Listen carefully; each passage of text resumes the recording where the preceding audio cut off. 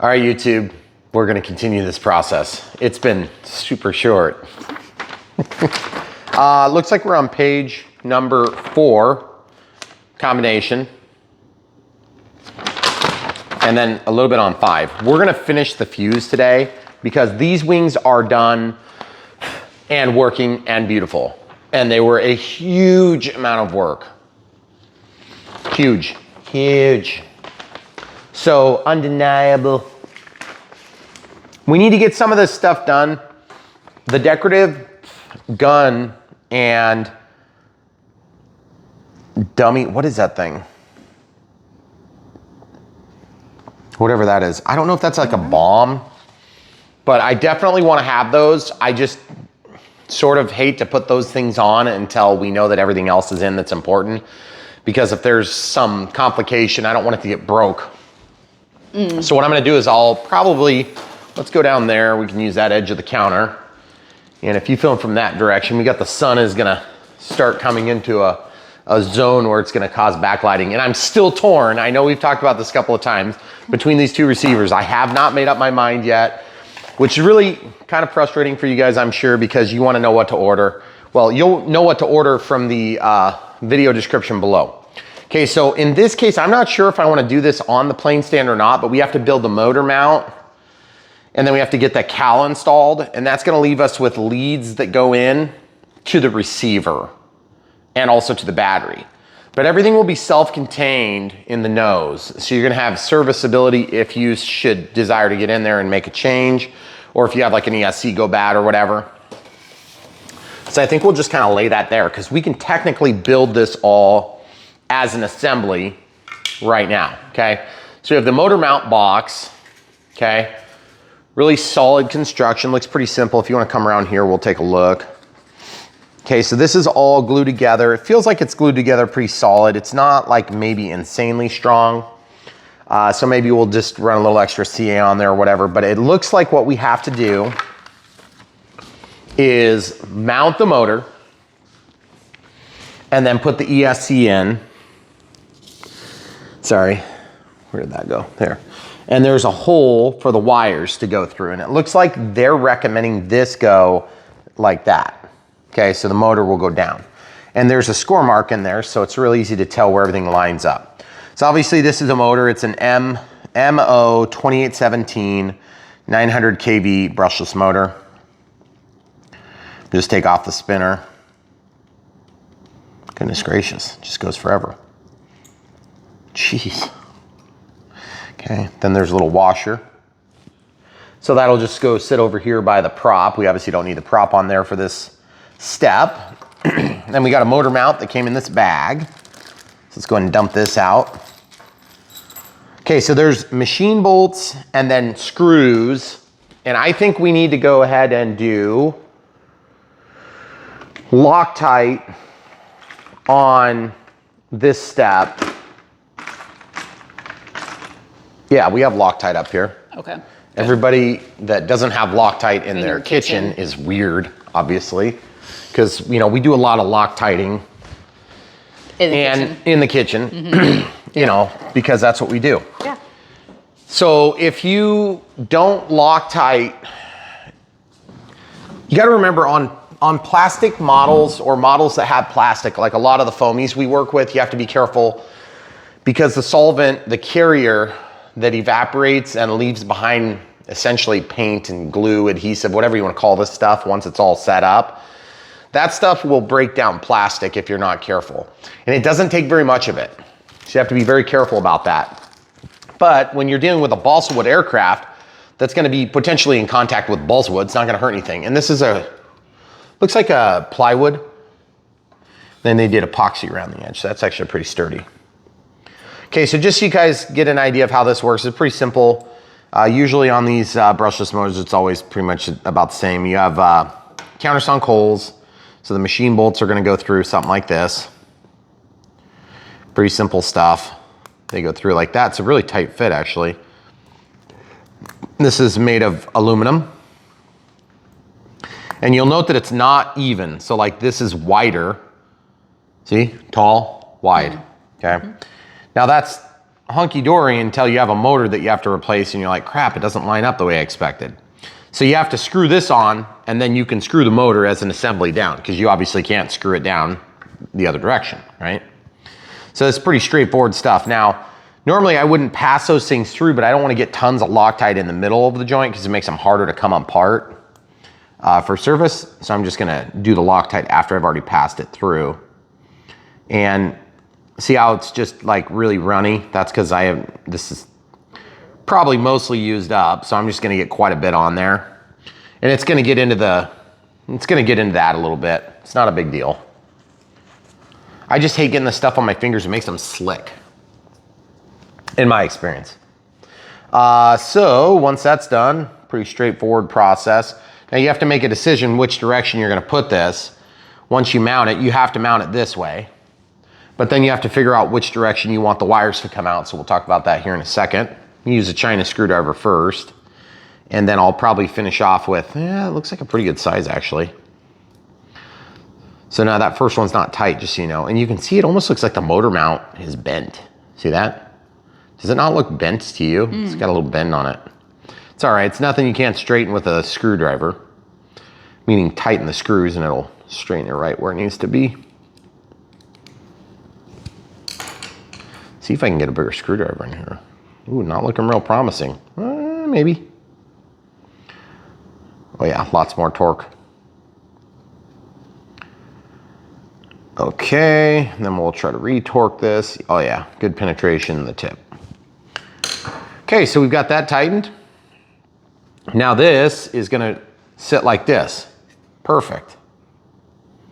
See, you don't even have to decide. That's perfect. Now there are not holes pre-drilled for us, but there is a slot that tells you where you're gonna have to drill, I guess. That seems a little strange to me.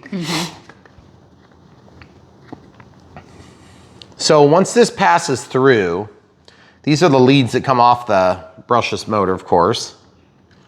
And I don't know which wire goes to which because you really never know that until you're done and it's wrong. I mean, that's true.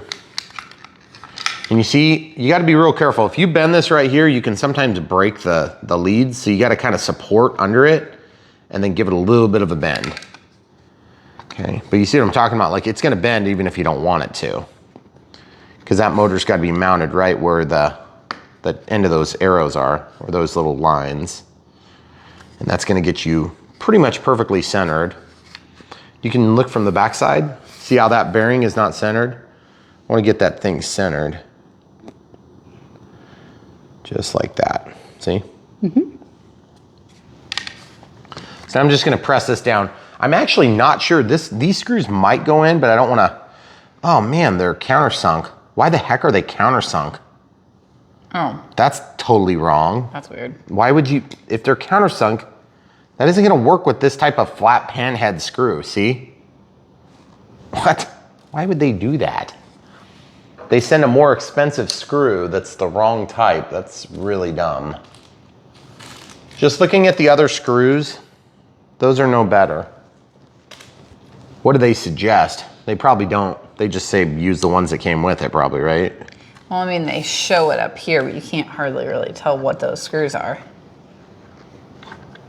Oh, okay. Here.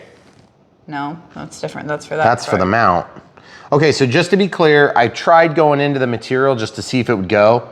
Not going. We're gonna have to pre-drill. Now, I wanna warn you, the drill I've got here, it's a 1/16 of an inch, is probably still, honestly, about what you need.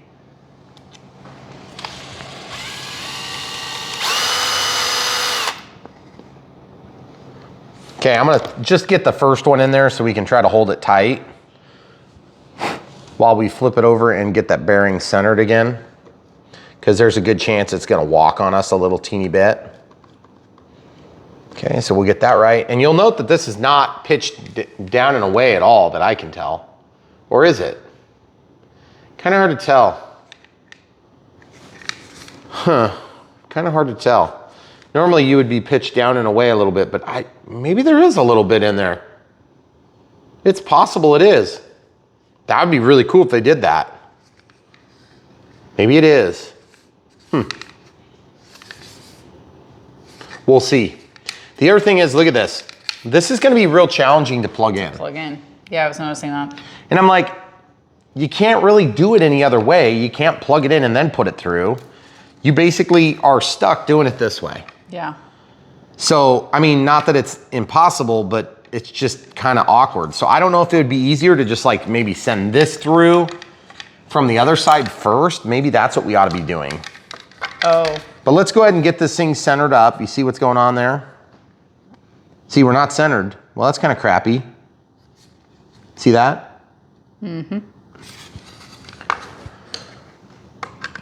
Try again, maybe? No, not trying that again. I want to look at this. Guys, I kind of like that other idea. Well, that ticks me off. I wanted that hole to be exactly right. I thought I was pretty darn close at first. There is that little line though. I don't know, can they see that in the camera footage? The line, yeah. Okay, good. Because I can't tell if they can see that. I mean, I can see it on the camera. See, if I line that up, and I line this up so that it's right at the end of where the slice ends, the little cut. Let's see how far off we are. That's pretty dang close. Okay, caution to the wind. Okay.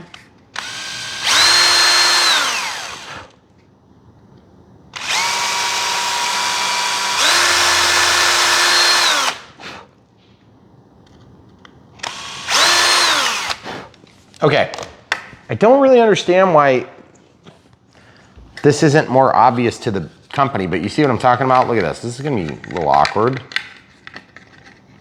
See? I guess I could stick forceps through like this maybe. See, and I was kind of hoping I wouldn't have to do all these steps in this order. I was hoping I could have a little bit more serviceability. Because I'm thinking about, I don't want to have to take this thing off every time there's an issue. Right. But then again, how often do we actually have to get in and take off an ESC? And then you compare that against like a foamy, where sometimes you can't even get the ESCs out.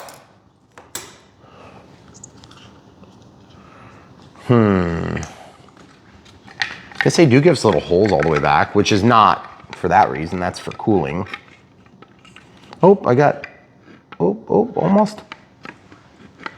And you guys are probably sitting back saying, Brian, just do this one thing or that. And I would be yelling too if I had thought of it, but I haven't. Maybe this is just kind of a weird design feature. Okay, so we got the 3 wires through, so that wasn't too bad. And then again, remember guys, we don't even know if this is right. Because we don't know until we know. Once we know, then we'll know. And then we can switch it. The only other thing I could think is we power it up and we use the servo signal reverser, or not reverser, the servo tester. We can do that. That'd be fine. We'll get it mounted first, then we'll do that quick. Just make sure it's going the right direction. Although that won't tell us. I won't even tell us because I don't even know what direction it's gonna go still. But at this point, we can let that hang down. All right, so back to getting these screws in. Of course, now we got the ESC all over in our business.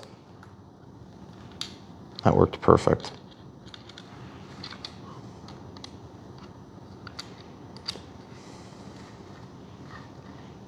Okay, there's a screw. Remember, I just threw caution to the wind, so hopefully caution doesn't come back and whack me in the face here.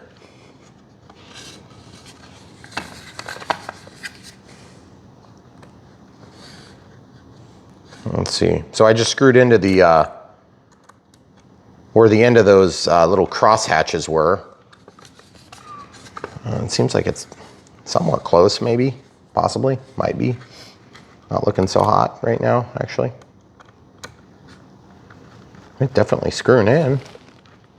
Nope. Definitely not. Definitely not.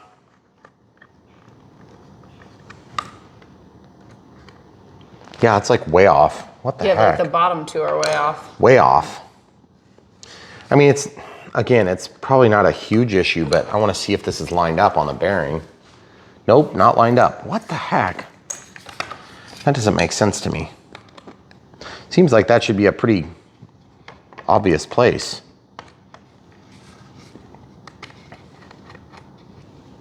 These are the types of things that you think will be super easy in a build like this, and they turn out to not be exactly that.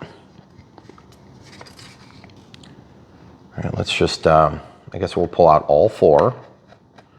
Now that we have the ESC to contend with, I'm going to do a little something with this just to get it out of the way. Just push that in. Then I can lay this flat again, because it's kind of annoying having that flopping around all over the place. All right, so let's see if we can figure this out. Those 4 holes should line up pretty much with this bracket, but this bracket does not line up with those 4 holes. And kind of like not even close. That's, what the heck? So I've held this down and I can see that hole and I can make out this hole. So let's see if we can get 2 opposite corners to start. But the wires on the ESC are fighting me. Camera crew, I'm gonna need your help holding stuff because I only have so many hands. Can you just put that on the tip?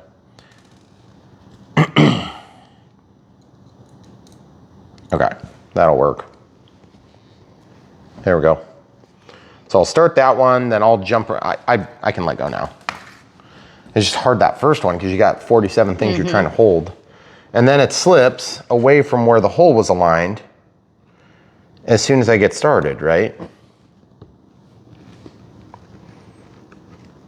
I just don't want to split this whole blocks because that would be sort of catastrophic. That bearing is not centered. Does it matter if it's centered? It matters if you're anal retentive. So, yes. So to me, maybe, but to somebody else, maybe they don't care. I want it to be right.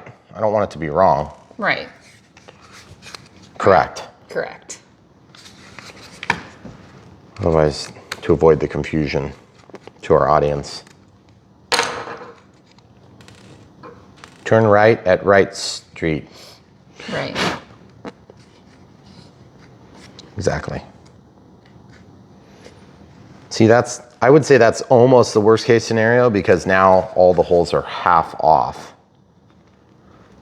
And that's exactly what I was hoping to avoid. Well, how do I correct that? Well, the way you would correct that, in that if you get into the same circumstance, you're gonna have to rotate your motor mount just a hair so that you're off of the holes altogether, which is annoying. And I'm still centered though. Now I have to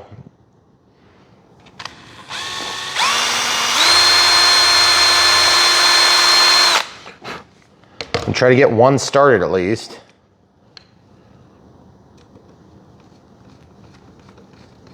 Sorry folks, I don't know what I was thinking there.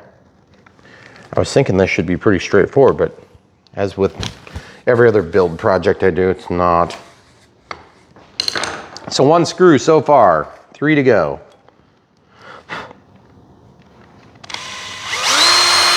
So the moral of the story is, it's never as easy as you think, but that doesn't mean you should give up.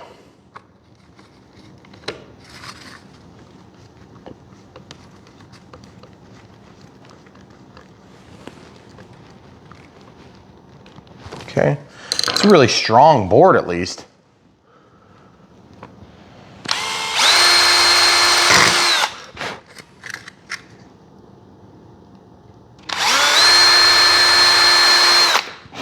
Okay, so I wonder if, now that we've got it settled, where it's gonna actually be installed in the right spot that we can tell, I wonder if it makes sense to just go ahead and do a drip of CA there so that I can slip it in to the CA and just kind of do that sort of thing. And then I'm going to mimic that sentiment on the other side. Only I guess it might be just about as easy to just strip it right onto the threads. Flip this thing upside down, bring it up into the hole. Once it's started, I can just slide it in. Sounds okay. I thought it was gonna make all of the poppy hissy noises. Okay, so now once that's done, I'm gonna go ahead and do the other side. Motor mounts seem to be like one of those things on balsa wood planes that just, for whatever stupid reason, they always end up giving me problems. I don't know about you guys. But it seems like they're really well built, and then it's like, well, why is that a problem? Because stuff like this comes undone. If you're not careful. Okay, so then this opposite corner will be the last one. So you'll note the process I did. You could skip half of the work if you just line it up properly. But when you get ready to do it, you'll understand what I'm talking about. It's kind of weird. You would think that those marks would be exactly where you need to kind of make things happen, but not correct.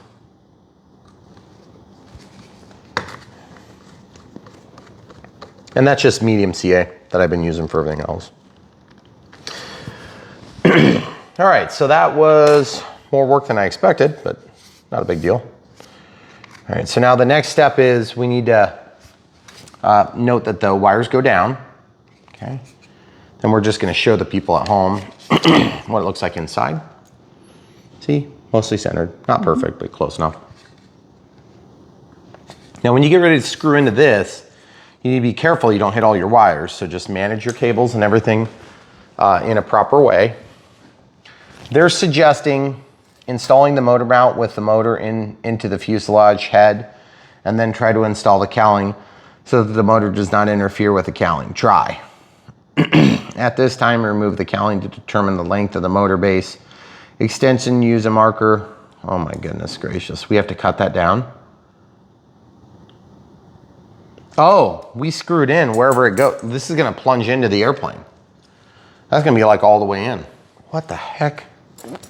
Okay. That's because if you have a different length motor, you can slide in more or less of it. How in the heck are you gonna get those things in there? Are they already in there? No, They're in right there. here.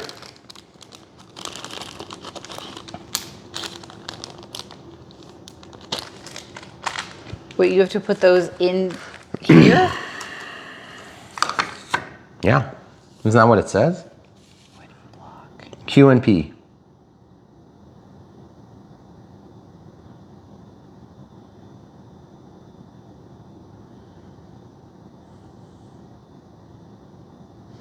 So what's gonna happen is you have to get this somehow in here, okay?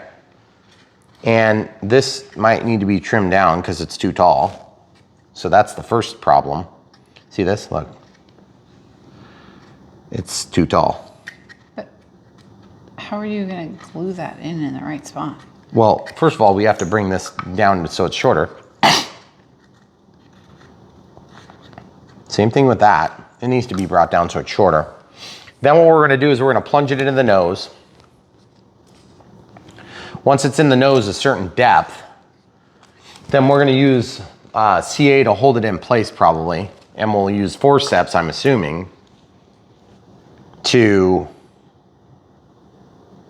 I could probably put a piece of tape on here and then hold that, walk it back in, you know, clip it on like here. Let's try this, system. Granted, it's gonna have to be shortened a little bit too. So this is just a test, guys. Don't get too excited. So watch. So let's say we're gluing on this side. Okay, then we've got it shortened appropriately. Yeah, we're gonna have to do something like that.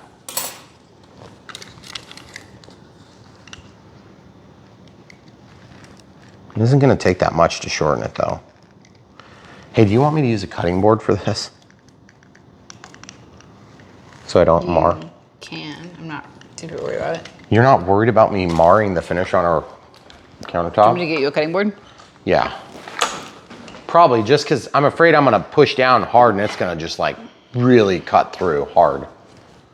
You know what I mean? Yeah, that's true.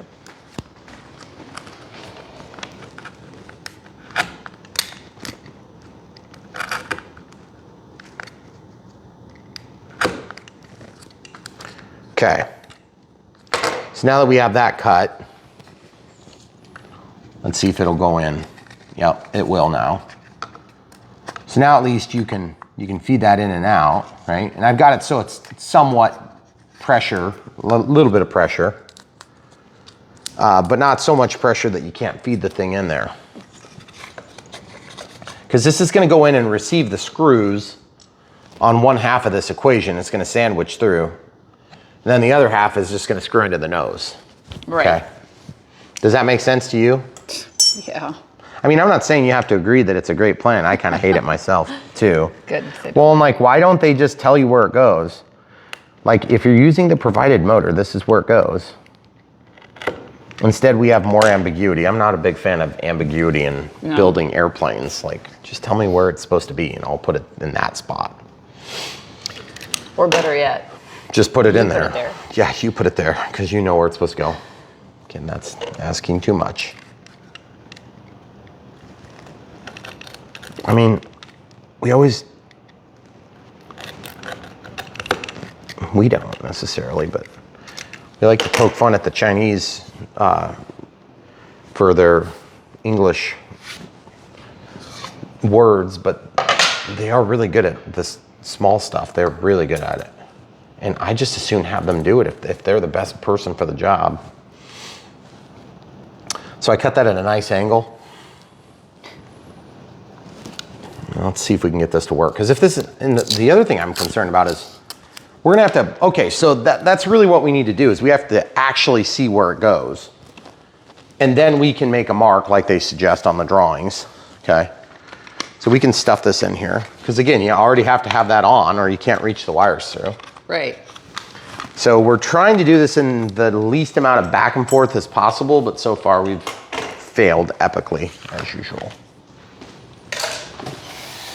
Okay, so we're gonna stick this in the hole. Oh yeah, it's a good fit.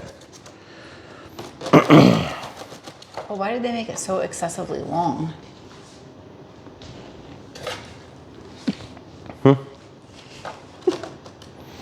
I'm just gonna lay this back here. Oh, son of a gun. Oh, goodness gracious. I about knocked my transmitter off doing that. That would have been bad. Would have been bad. That would kind of ruined my day. I've done that once before and I broke my A switch, which you use all the time, if you know my channel.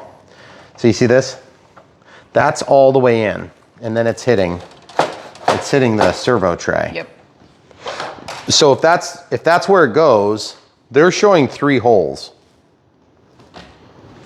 Well, that's close. So, okay, then this thing has to be brought in and there's 3 screws that hold it on.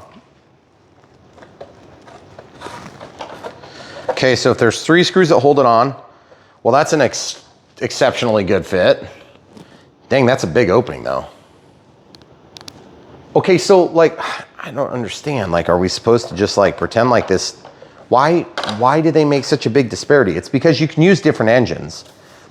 But it's like, that's an optional thing. So I don't really quite understand the rationale, but Right. whatever. I guess really what we need to do is we need to basically mount this, right? The cowl itself? Yeah. Because then we've fixed it in a place, right? Then the next thing we would have to do is we would have to basically put the prop on. Right. To make sure you have enough clearance. To make sure we have clearance, which at this point, not looking real promising, to be honest. But that's because we can pull the motor out, see? So that's why I'm saying the first thing you have to do is you got to get this on here and then fix it in place. And they say to screw it in with what? 1, 2, 3. It looks like 3 of them. I think so. Like those are not something we have. Look, It's in that bag. those are huge. I don't see them in They there. look like the ones that you installed the... Look, I know the servos. No, like the panhead ones. Yeah, but those ones are not what we have here. They look like the ones that comes with the servos. Problem is that we didn't ever get a bag of those. We got a bunch with the servos, but we need those for the servos. Right. Okay, RTL fasteners to save the day again. They sent us this kit. Okay, this is a kit. RTL fasteners, okay? And by the way, when we bring out the RTL fasteners, it's been an interesting day. We haven't even been doing this very long. Nope. So I think what I want to use something that's got a small thread that's got a big pan head on it, okay? And if that doesn't work, we can always step it up, right? That's the theory at least. So now let's see if I can use my 1/16 drill bit with this. It doesn't look promising. If we do a 1/16 of an inch, it's gonna basically be as wide as the threads. So what we might do is we might go ahead and make a hole here first.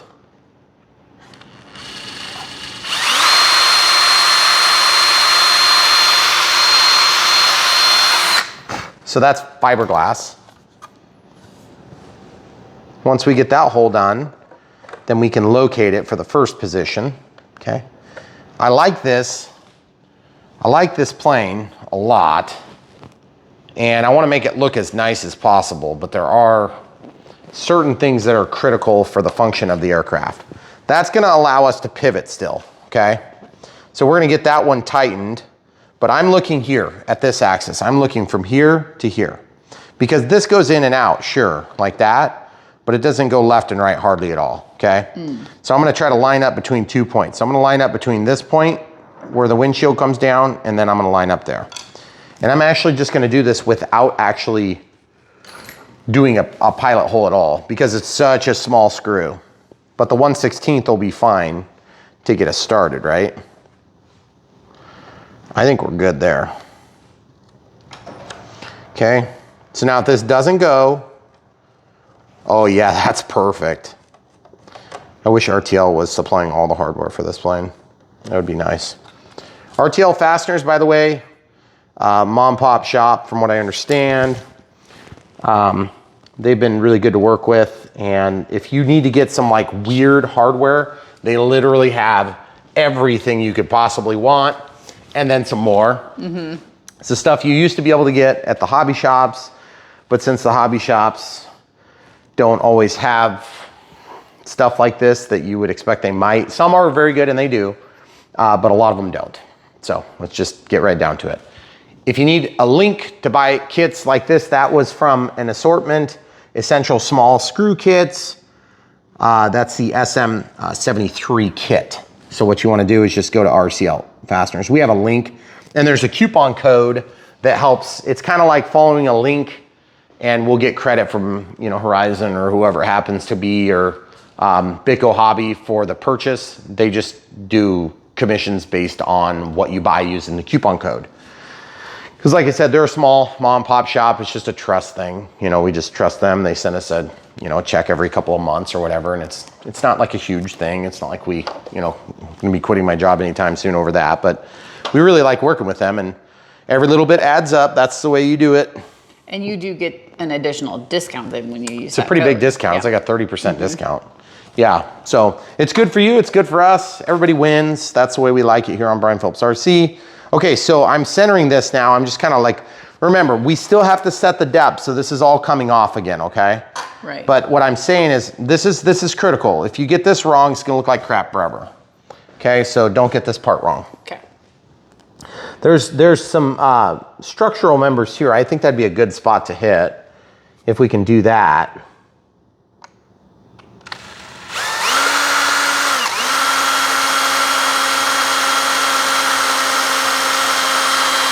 Okay, so just made it through. Now I'm gonna check and recheck the centeredness every time I do this. And you can basically forget about any other measurement. Like, don't try to go off anything else, because there's so many round and square and octagonal, and I mean, it's a very irregularly shaped plane. So just center the motor mount in the motor. Now remember, there's gonna be some down angle on there, but you still have to make a decision. I'm choosing to run it. Yep, we're gonna have to, that's gonna be pretty good. I think we're gonna be good there. And yes, I'm gonna tighten this all the way in, even though we're probably gonna take it right back off. Feels like that's pretty thin right there. Maybe not. I don't know. It doesn't feel like I'm hitting much material in that spot. How can I not be hitting material? There's a rib for sure there. Yeah. I don't understand that at all. Okay, so let's show the people a close-up of that. So you see how, what I'm gonna do on this last one is I'm just gonna pull that over. And what you wanna do is you wanna get everything kind of centered up so that when it's all put together, but you see the nose is kind of veering off. So you have to kind of split the difference because this is gonna have some down angle to help with torque roll. Okay, so I think there's never a better time than the current to drill the other hole. I'm gonna just try to get everything to hold steady. Ah! That was terrible.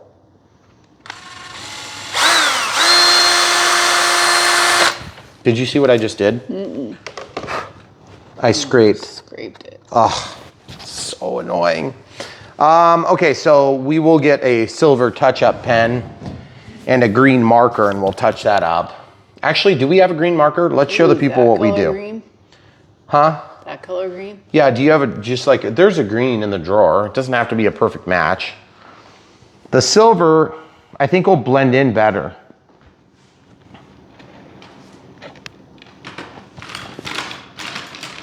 Is there a green? No, I think it's in the office. I'll get it while you're putting in that last. Okay, so I'm gonna tighten the screw and she'll grab that real quick and come back. There's a green marker. It doesn't even match that much, but watch. See? It's like it never happened.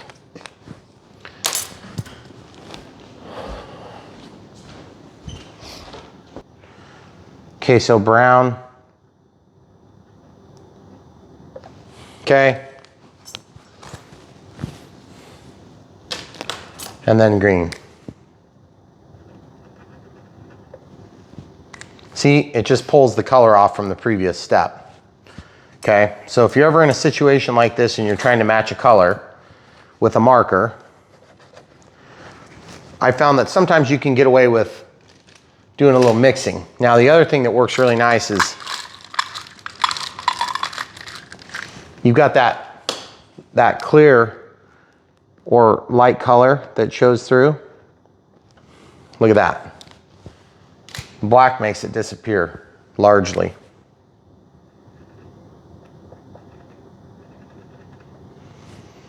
The black will make it disappear compared to that, right? See? Now let's show you black again. Just showing you one little trick that I've been able to get away with in the past. Because this olive drab, I can never find markers that are olive drab. Or whatever this green is. I don't think it's actually olive drab because it's not an American color. But I don't know, they use olive drab in other militaries around the world, I believe. Well, anyway, it doesn't matter. That's neither here nor there. I'm gonna tighten this back in. So don't scratch your finish on the cowl. That was a bummer. You know what would work really good for that? Touch-up paint for an automobile. You can find a color that would match closely. I bet it would work really good. See, there's just not that much material. I'm definitely biting, but it's just not very thick there. Because that's not like super structural, but it is holding. Remember, this is a cowl. It's not like the engine mount. Okay. I need you on the other side, please, because of my elbows. I'm gonna end up pushing you. And then be careful of your drill. I always get nervous about where the drill is because I'm afraid it's gonna pierce this or I'm gonna knock something off the counter. So now that we're done with those 3 screws, so just to refresh your memory, the ones we used were super dinky. This was the part number that we used, and it happened to look like this. Okay, real small. All right, so just a self-tapping. Now the other thing too is if you don't have RTL fasteners in your future, sometimes you can go through and get screws maybe out of another servo kit or whatever that you didn't use the screws on. A lot of us with foamies don't ever use the screws that come with them. And if you're a hoarder like me, you probably got 10,000 of them. But I'd rather just pull it out of a kit because I'm lazy. Correct? Mm-hmm. Okay. All right, good. So now that we've got that knot done, let's, I'm gonna let that go off the end. Now we have to set the depth. So let's show them what we're doing here, camera crew. You may have to go to the other side again. I'm sorry. I know I just asked you to go to the other side there. Okay, so this is gonna go down here, but it's not, you gotta be careful. You see that's gonna hit. So you gotta pull it out even more. And I want a tight fit. I mean, I want it right there. So obviously there's gonna be a bushing in there at some point, but you can see kind of, well, you know what? Let's just put it on. Let's just put it on and get done with it. There's 4 trillion steps in this operation. And this is where somebody's gonna be like, but Brian, you might cut your hand off. Okay, yeah, I might. Thank you for noting that. Please be careful, don't cut yourself up. If you cut yourself up, please don't send me pictures of yourself being cut up, which people do that. So don't do that, don't be that guy. It's okay. Yep, we understand people cut themselves all the time. There's 2 ways you get hurt in this hobby, generally speaking. The first of which is, well, there's 3 ways. Pride, when you crash, and I do it all the time, so I have none left. And then obviously people will get cut on the props. Okay, you see what I did? Just found that little bushing, pretty simple stuff. And all you do is you just break them out, you know, just whichever one fits the shaft the best. And you can glue those if you want. I usually just try not to glue them in case I have to switch it to another plane at some point. And just drop that little collar on there and then spin this on. Now remember, this is just a means to an end to kind of size everything up, because I don't want that so close that it's gonna actually hit, but I don't want it so far that it looks cartoony, right, and stupid. Like you could really make it look bad. The other thing you could do is, if you're really concerned about your center of gravity, you could make some minor adjustments with that. I would suggest getting your clearance enough that it's gonna work, but just barely clears, okay? So that you got, you know, like if you tap the prop on the ground, it's not gonna like come up and break your cowl immediately. Because I'm thinking along the lines of, what if you have a ground strike on a landing or something? And, you know, you would hope that that's not gonna happen, but let's get real. It happens.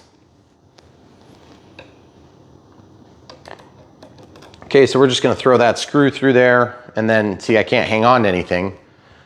So I gotta take the cowl off just to tighten it on there. Crap. I'll have to take the motor off. I'll have to take the prop off to mark the... Yeah, I'm just thinking about this now because I have to hold the motor still to, yep, that's right. So I can't even tighten it on there. So never mind, I gotta take this off. But I know the position, so I just gotta be careful not to move it around a bunch. Because right now, it's pretty dang close. See, and it just wants to move so easy. So I'm gonna just have to be super careful, I guess. So do you guys understand what I'm talking about? All you do is you just get this thing seated back here and you're done. And then give it a spin and make sure you're not gonna hit. Look for your clearances, make sure you check it's a complex shape. You have to look at it at more than one angle, so it's hard for the camera crew to see that from her angle. Which, by the way, somebody asked me, there was a comment, something like, hey, love your videos, great job, or whatever, and then it was like, don't call the camera crew. Still.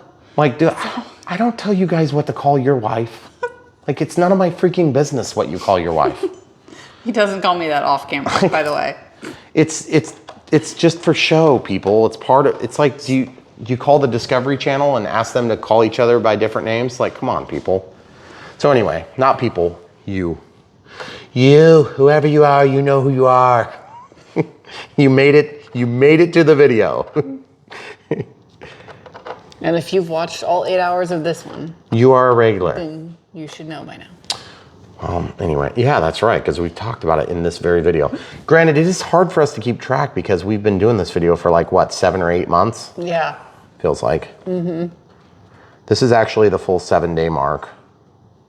Not 7 days worth of work.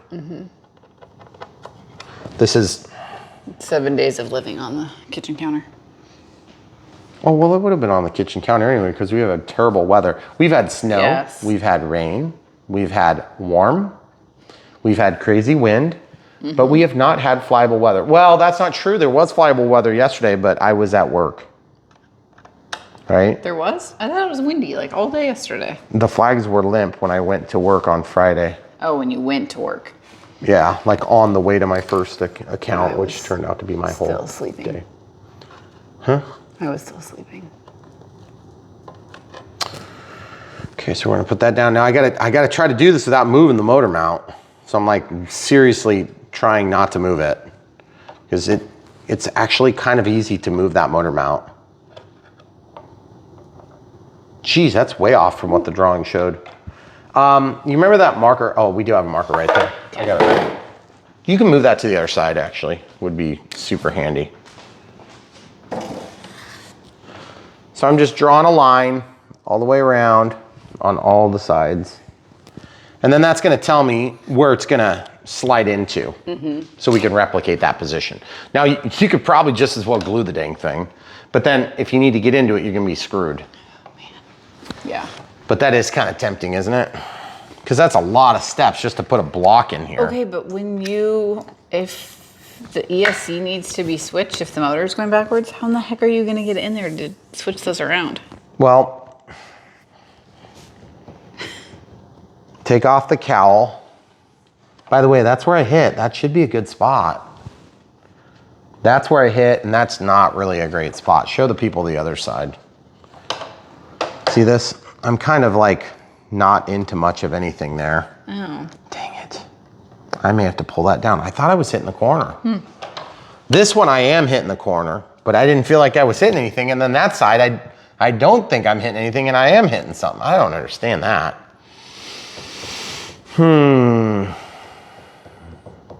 Definitely hit something up here, so that's good.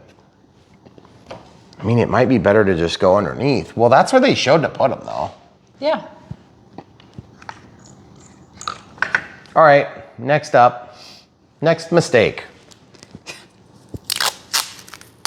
So we're gonna take this, we're gonna tape that flat, and then kind of roll it up like this. Just kind of, push it really hard.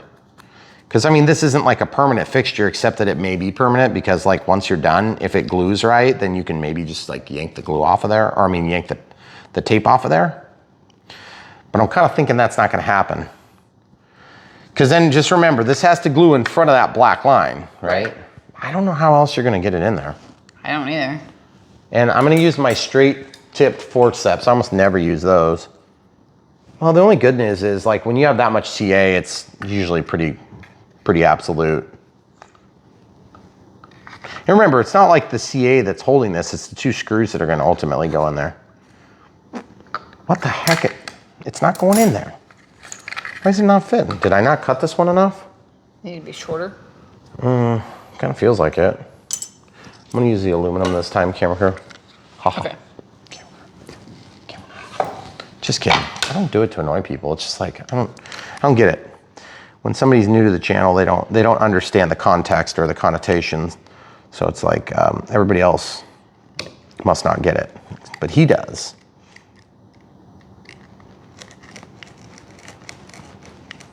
Okay, let's see how this works. Okay, so I just kind of took a little bit more material. We'll see if that makes it easier to fit in there. I don't even know what the heck this stuff is. It's like recycled cardboard or something. It certainly doesn't look like plywood, but it is, well, it is plywood. But it's not balsa wood, that's for sure as heck. Plywood's stronger by a long shot. But like basswood is the other one that they like to use. What do you mean by they, Brian? The plane manufacturers? Oh, good point.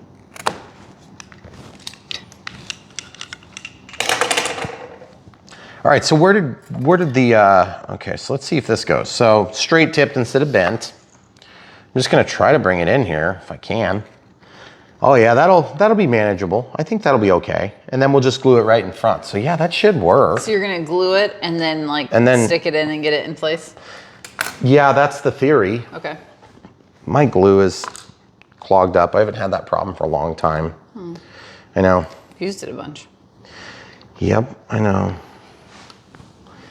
I need you to get me another paper towel, if you can do that, because I just grabbed the tip and it had glue on it, weirdly enough. on the glue bottle. There's glue on your glue bottle. Yeah, it's strange, isn't it? Hate when that happens. Okay, so, oh goodness gracious, great balls of fire. I feel like there's an easier way to do this. And don't we have push pins somewhere? There used to be a push pin that was sitting on your Pringles lid with your kicker. Well, that's probably like in my foot somewhere. I can go run and grab you one out of my sewing kit. No.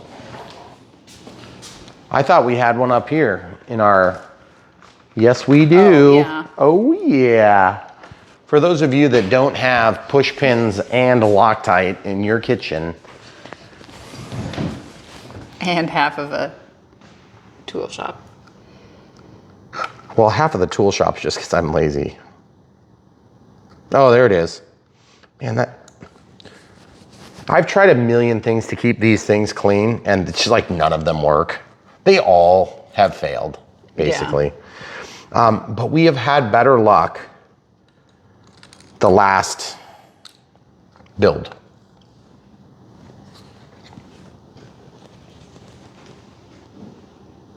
Okay, so we'll just do 1, 2, 3, 4 big drips. And then I would really, really like it if I could kicker that, but it's probably gonna set up too quick. So I have to bring it in. Sorry, I cannot give you a priority view of that there, camera crew. Mm-hmm. You see what I'm talking about right there? I can kind of see through the holes.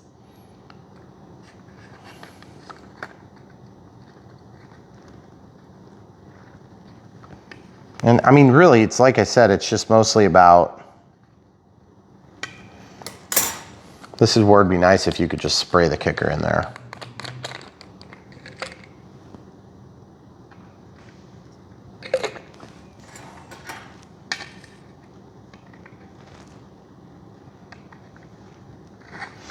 I have to push down hard now, I guess. And just kind of let it set up. Yeah, maybe. I don't know. I hope. It's a really awkward way of doing this. But I mean, I kind of understand that if you were to put a different motor in here, then they're giving you flexibility to be able to accomplish that. I suppose.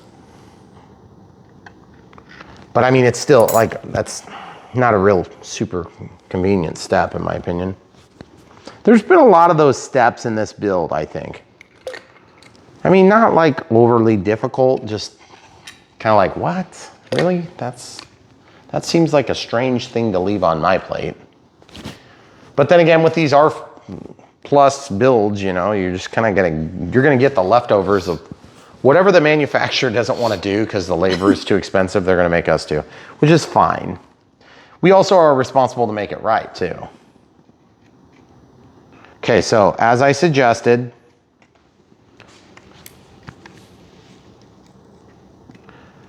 it's glued down. So I can just take the tape out. Nice. Yeah, so that actually did work pretty good.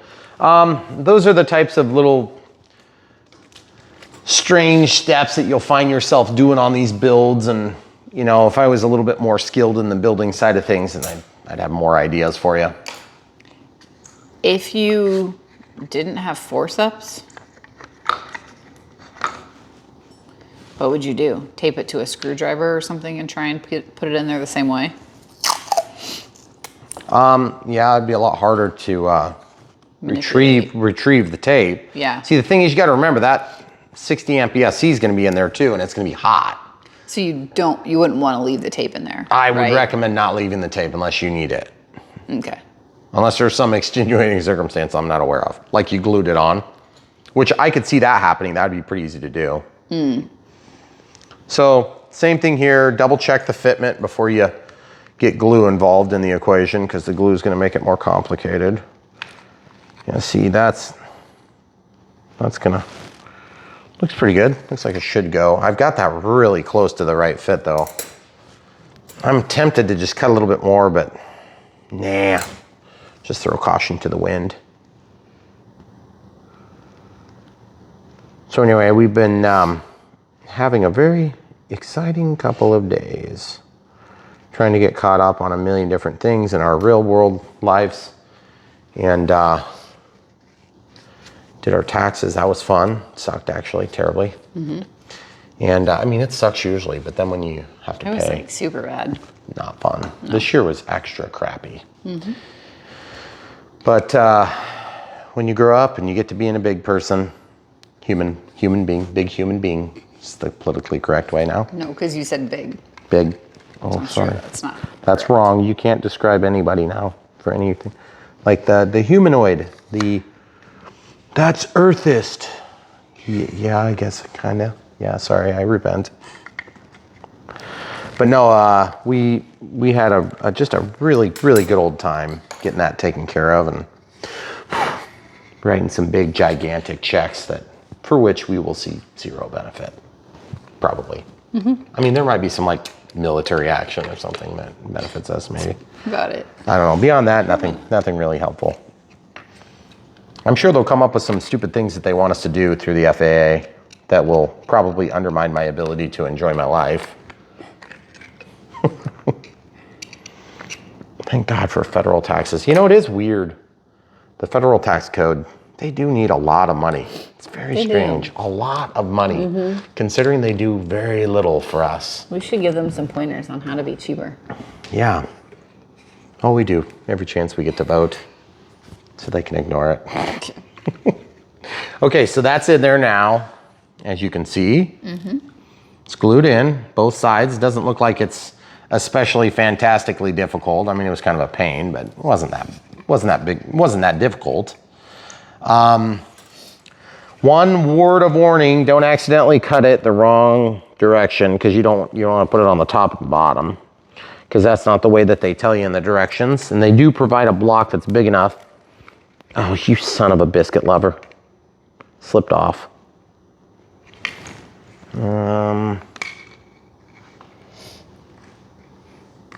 Sorry. I got a little excited, a little premature there. Evidently I need to push it down more and let it set a minute. Can they see inside? Okay, cool. I don't really understand. It felt like I had a pretty good bond there. Felt like we were bonding. Evidently we weren't. Apparently not. I'm gonna glue the edge now. And I did mention earlier, that I wanted to reinforce this a little bit, so I guess technically I'm doing that now. Cam crew, can you? Both sides. Yeah. I don't know how you're gonna share this, but see what I'm doing? I just glued that whole joint down the side. And then this whole joint down this side. And I'm just gonna like kind of let that be for just a second. And see if maybe I can stick it in the landing gear like this.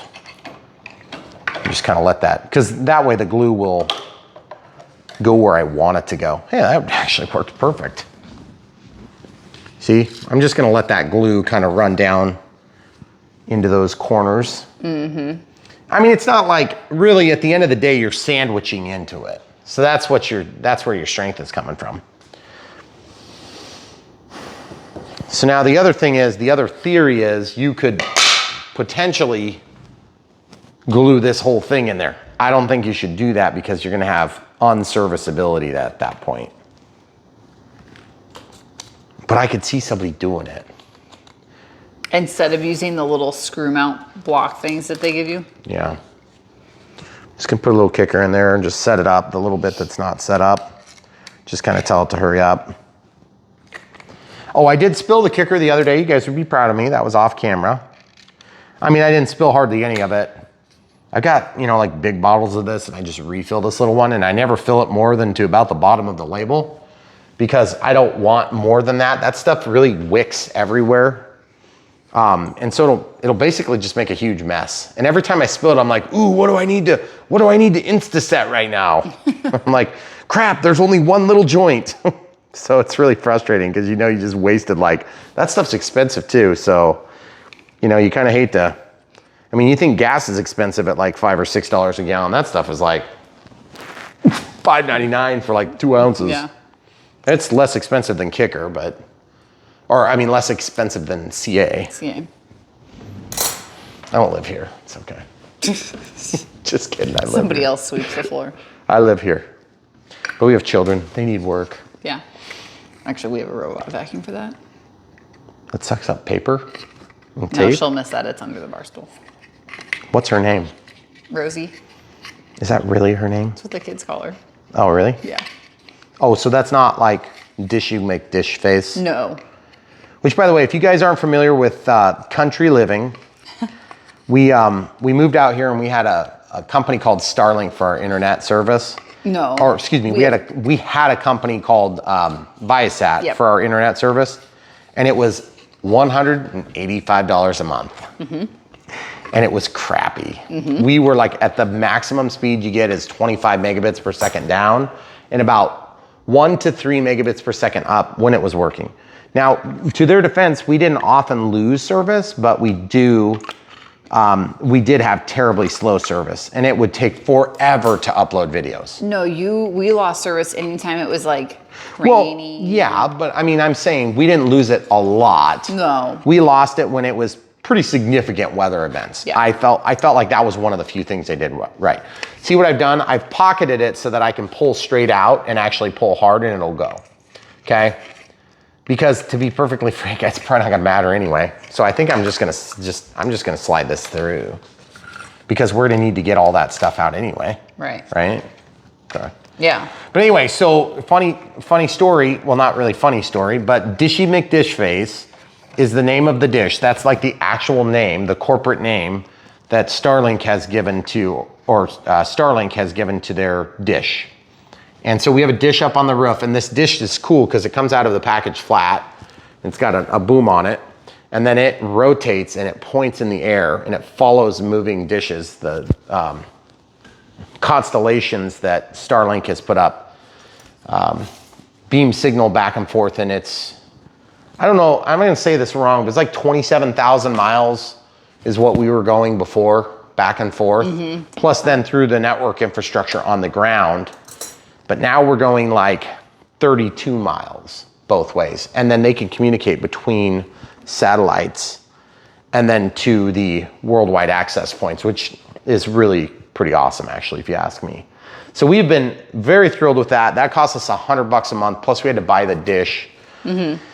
And I think it was $600, $500 or something like that. It was like $500. It ended up being like $125 for 2 years. Yeah. Something like that. So I put a little glue on there. I think if you look at it now, I think their prices just went up a little bit. But we've had ours for Whoa, that doesn't fit. almost a year. What the heck? Is that supposed to overstick? Did they say cut it? No, they cut theirs. Well, thanks for letting me know that, you dummies. Okay, so how the heck are we supposed to cut this thing? This is aluminum. It's not like it's just the easiest thing to cut ever. All right, well. Why would they do that? I don't know. It's Chinese. What do you expect? Yeah, it worked. These are just Lyman pliers. Just make a really not sharp edge there. Perfect. Mm-hmm.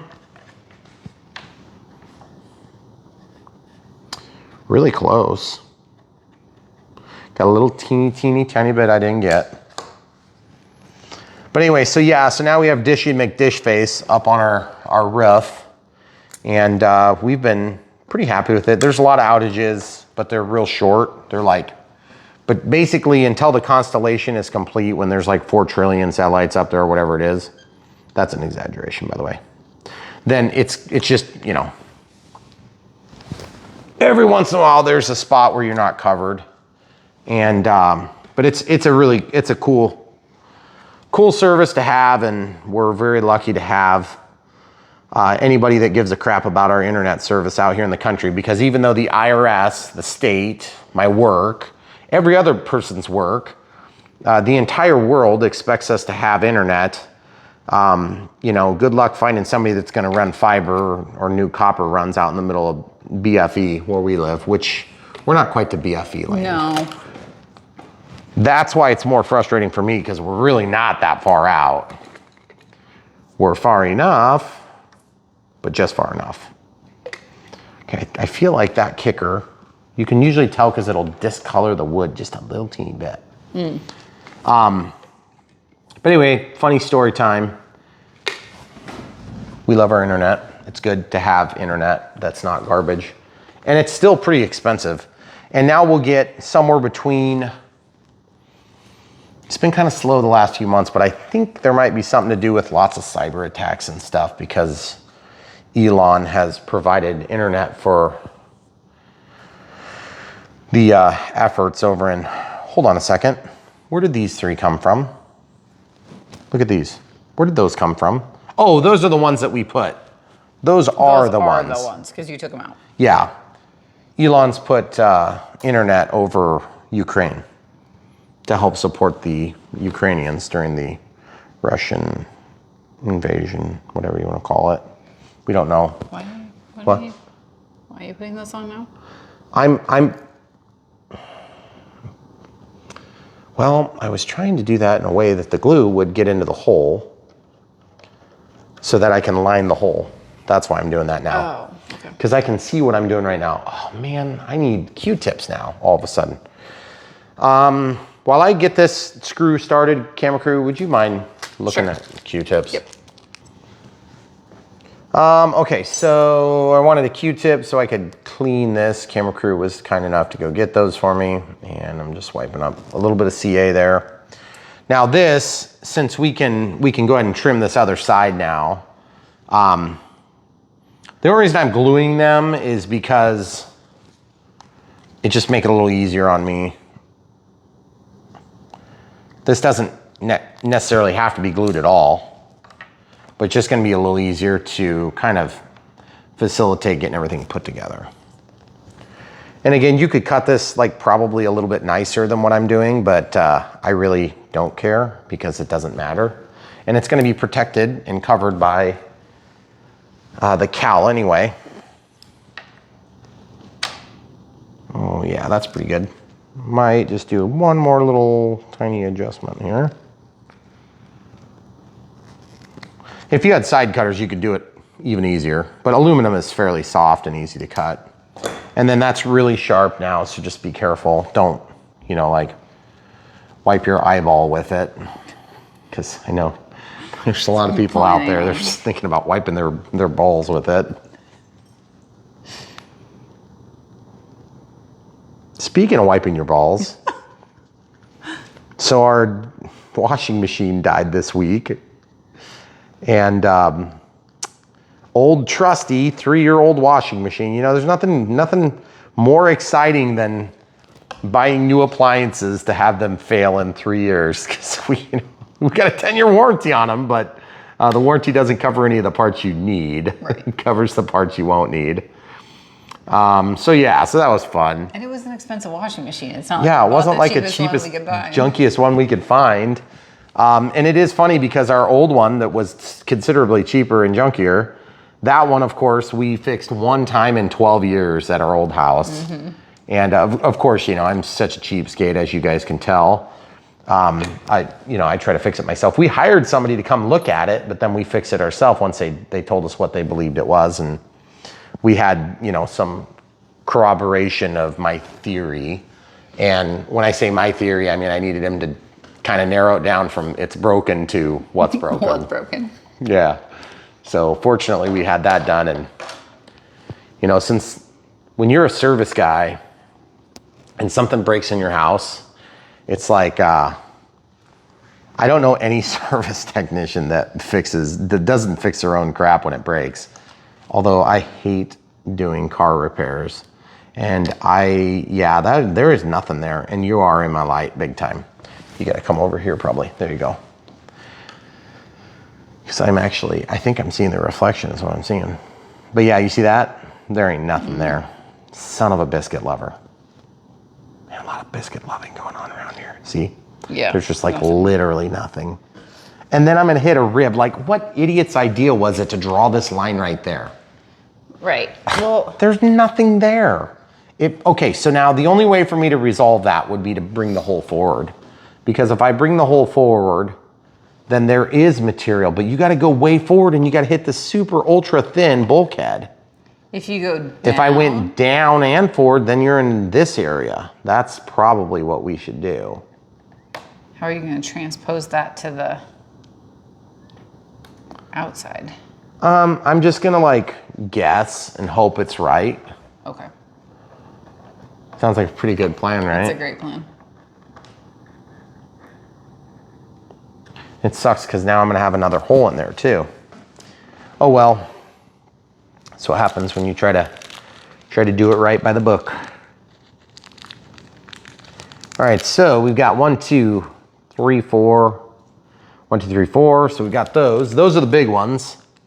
And then there's some nuts and bolts in there. I don't even know what those are for yet. We'll find out maybe. So this is gonna need to move in and down. Okay, so I'm just gonna do it right now because I can tell you right now it's not gonna work where it is.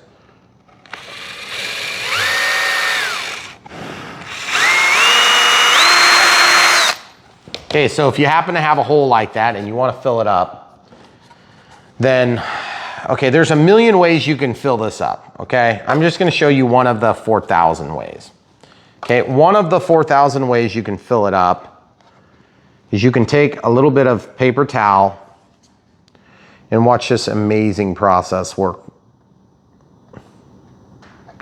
You can make some poor man's fiberglass, also known as whatever's laying right next to you because you're too lazy to stand up and go get the thing that you should get, okay? Look at this, watch this. We're just gonna set that in there.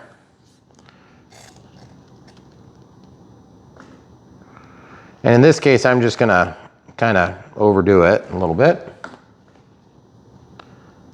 And the only place I don't wanna get glue is over the new hole because the new hole's not obviously a problem. But you see that? Not only does it look, but it's gonna function a lot like the fiberglass. You're like, but Brian, you put that on the other side of the material. Like, it's not on, well, trust me, it's gonna soak through. And if you don't trust me, then I'll just flip it over, just like that. See, watch.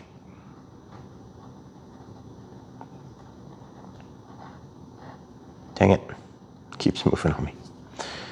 Okay, so just kind of push it into place. And then the one, and it will change colors to like yellow, like dog peed in the snow yellow. I may actually, at some point tonight, have to fill that back up because that is getting really low. Lick your finger, make sure it doesn't stick. It doesn't stick. Okay, let this get crispy. And then your hole is filled on the inside, right?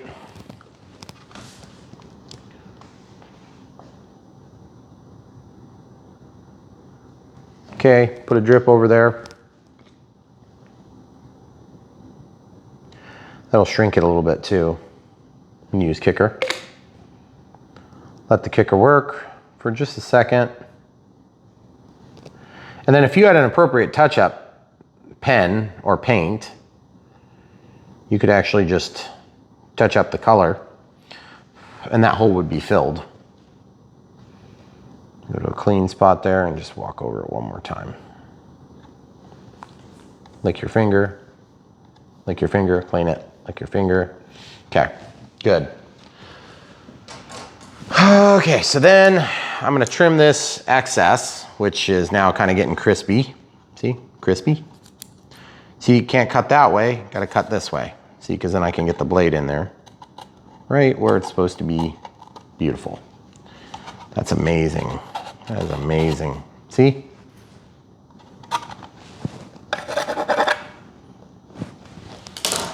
Now that hole is filled and you've got a little bit of strength there, but what would be ideal is if you could cover that hole up because you don't want it to look ugly. So you would just kind of cover it with a black marker.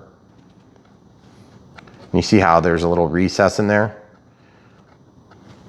Look at that. You'll never, ever, ever, ever know that that's there except that we filmed it. And especially after I get a green colored marker, then it'll be really, really good. And then I usually kind of clean it off a couple of times with my thumb. And that's all she wrote. Okay, now the other side was also maybe not in a perfect spot. And part of the reason we're doing this now is because I'm waiting on that glue to kind of set up too. So let's go ahead and rotate this. One of my favorite aspects of this, and this needs to, if you happen to go by again, that needs to go. Because I'm afraid I'm gonna knock it over every time I move.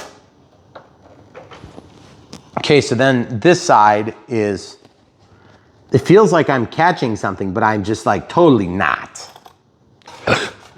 Totally not. That goes in and out still, see? That's good. Okay. Okay, so now I'm gonna take and drill my holes. I need to check something. Those holes stick way out. So that's a lot bigger than your wood blocks. So unfortunately for me, my whole mechanism is gonna have to come out a little bit further from my mark than I meant to. That's about where the mark was. See where my blocks are? Mm-hmm. Jeez. Mm. So they sent blocks, but they're not the same dimension. So I'm gonna go at an angle here.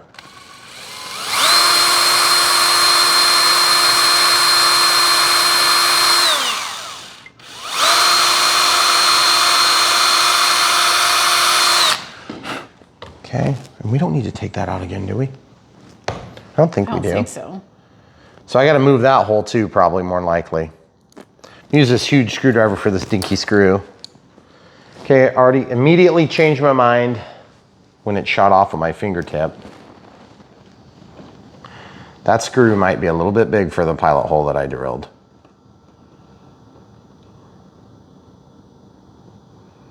Do you guys remember it? Wasn't that funny when I drilled the hole at an angle 30 seconds ago?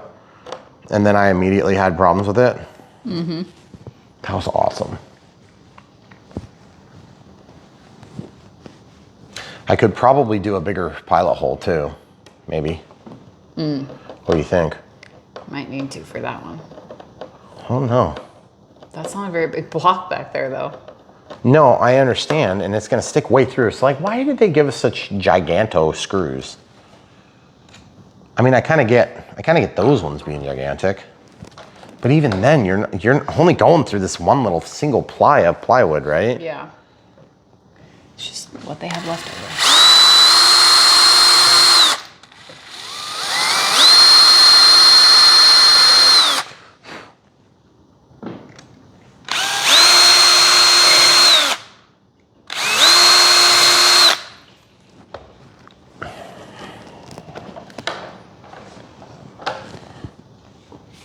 Okay, same thing at an angle.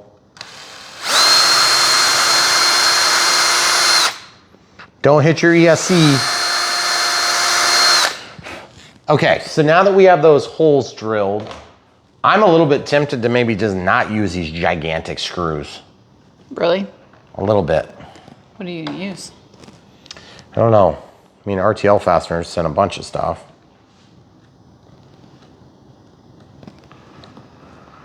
Oh, goodness gracious.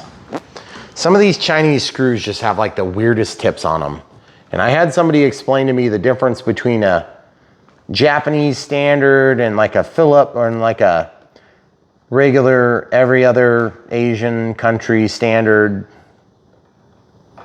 of screwdriver, and I don't remember what they explained. What the difference was? Yeah, one's just got like a better fit to it.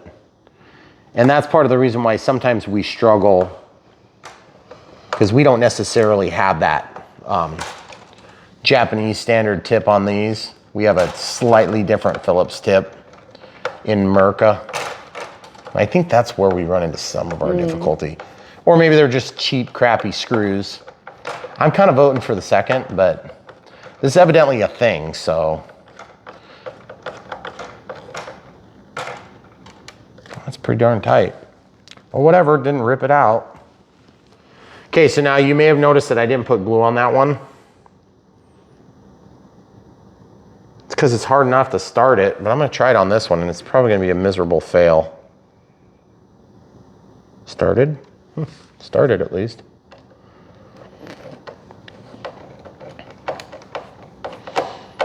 Okay, well, it's going.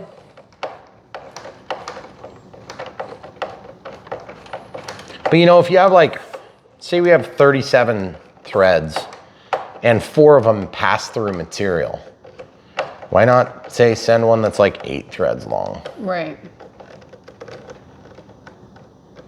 Maybe they don't make that size. I mean, I kind of find that hard to believe, but it's possible it's true. Can I just like put this on the end here? That's what I was hoping you were gonna do.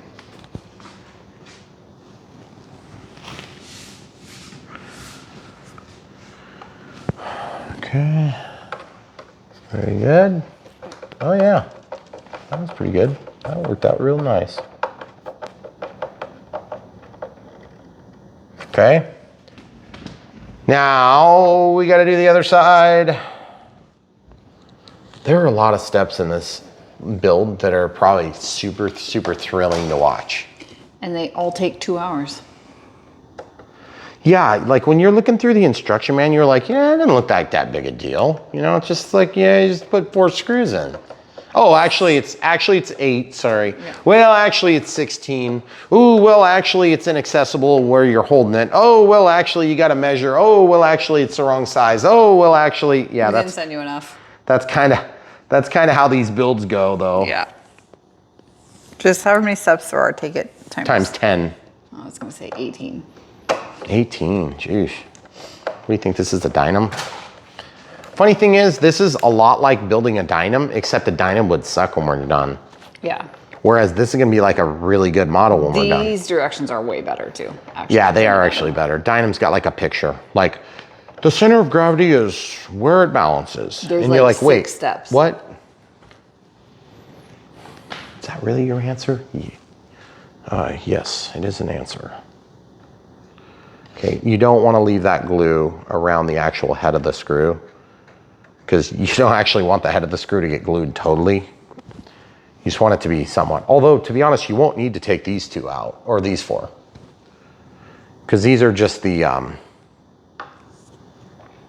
they're just holding the bracket thing. Yeah. Boy, I love that it's going in at that weird angle. I'm sure it won't come out the side and pierce a hole in our beautiful covering at all. Let's hope.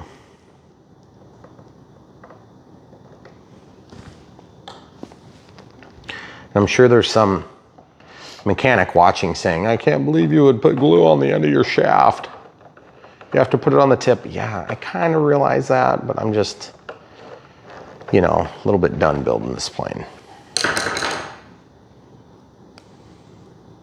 Ooh. Just gonna wipe off that little bit. Probably a little easier to do it here. I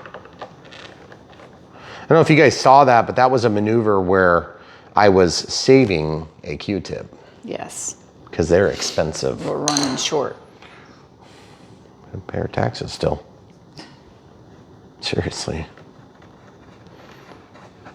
No more Q-tips. We're on a Q-tip hiatus until the tax bill is paid. Okay, so now that that's done, I'm gonna put it like that. Then there's this one. Okay, this one here is not hitting any material, which ticks me off because now that means I have to move my hole again. But if you look where the hole is over here, I feel like it's not gonna be probably of super major consequence having to move it. And then we have 2 screws that need to be put in. So I would say at this point, let's go ahead and try to get the screws in first. And honestly, I'm just not sure if this is gonna work the way I want it to. That's just so frustrating. So I don't know if you guys have cats, but we have a cat right now. She's trying to dig a hole in the door. But I was just gonna suggest that the best thing to do for an animal is when they want something, just immediately give exactly what they want so that they don't do it again. So they don't bake. That's why I was super thrilled with the camera crew when she decided she was going to go ahead and let the cat out. And then here in about 30 seconds, she's going to want back in. She's been so excited today. Callie has. That's Callie, our cat that's out there now. Just gotta go find a bird. She loves birds. Eating them, I mean, and murdering them. She hates birds. I'm sorry, I said that backward.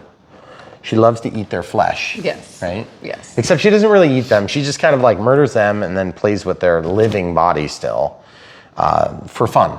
Mm-hmm. It's terrible, and yet we let it go because we feed the birds and then draw them in close for our little attack animal creatures to eat them. She also eats mice, which is what she's supposed to do. Well, she needs to go eat some voles up there. Yeah. Because we have some voles and they're tearing the crap out of the yard up there.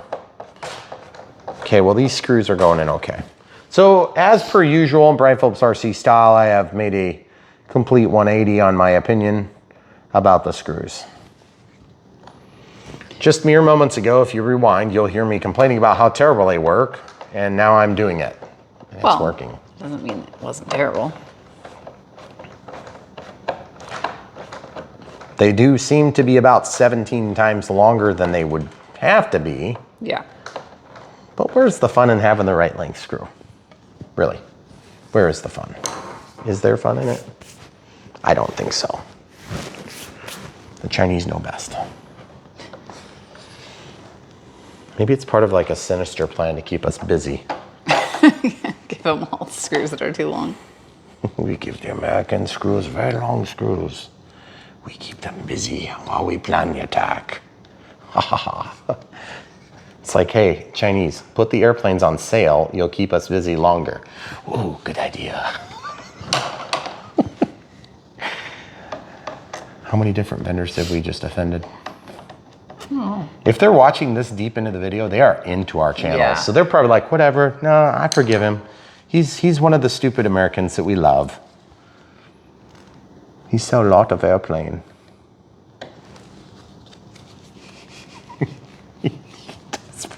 Camera crew is pissed now. He's like, shut up, Brian. You're gonna get us in trouble. They're gonna parachute in like in Red Dawn. Is that the Russians? No, it's a Chinese in the 2012 thriller. I think it's a Chinese in 2012. I don't watch any movie that falls under the category of thriller. You mean something happened? Or suspenseful. Or commercial. Or scary. For Big Macs. Like those are dangerous, scary things. I mean, they're dangerous. Big Macs are dangerous. They are dangerous. That's why I love them. Except I don't actually like Big Macs. I don't like the Thousand Island dressing or whatever they put on there. Not that I would know. I used to just get the double cheeseburgers, cheapskate. $1.50 for, now it's like $17 for that. Yeah, no kidding. It's like McDonald's. Last time you ate a McDonald's, listen, have you not thought about what you sell and what happens after you sell it? It's like you need to go back to being cheap so that I can eat you and be unhealthier. Oh my goodness. Get in there. You know, there's probably areas of the world that are watching this right now that McDonald's serves healthy and other choices. Oh. Yeah. Well, that's not here. Yep, not here. These here are merc and unhealthy. All right, look at that, amazing. Feels pretty solid, actually. It was a super fast step. Yeah, I mean, on the drawing, it looked like probably a 5-minute step. Yeah, so and now we're in on reality, to 5-2. Oh my goodness. No, we're on a 5-4. Nope, we're not. Oh. You know why? Why? Because we have to fix this. Well, that is part of 5-4. I have to think about this for a minute. Okay, are you going to film the wrong side? Are you looking at? I'm looking here. Well, I know, but then I'm in the sun. Well, that's fine though, because it's the blinding sun. Okay. So what we're trying to fix now is this, because we aren't getting purchased. There's nothing to hang on to.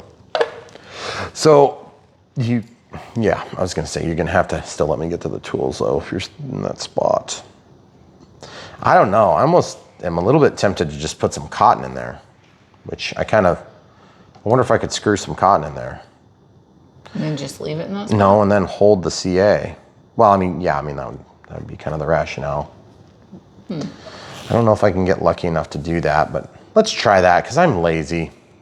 Plus, this might give some people a new technique to be lazy like me. You know, the plane needs a chock.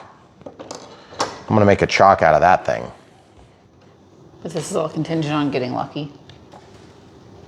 Well, if I keep making awesome jokes, I don't think that's gonna happen. Oh, what were you talking about? See this, guys? Look, I'm gonna use this push pin. Okay, I'm gonna stick the push pin in here with cotton on it. There is material back there. I felt it when I pushed the push pin in, but there's a gap.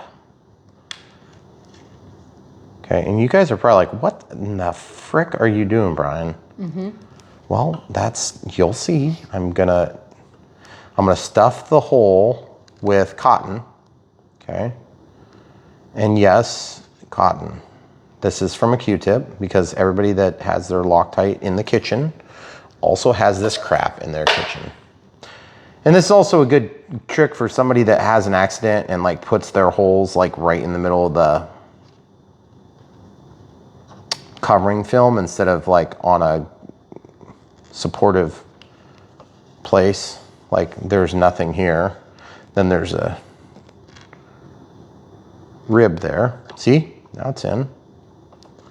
Oh, you son of a biscuit lover. Get in there.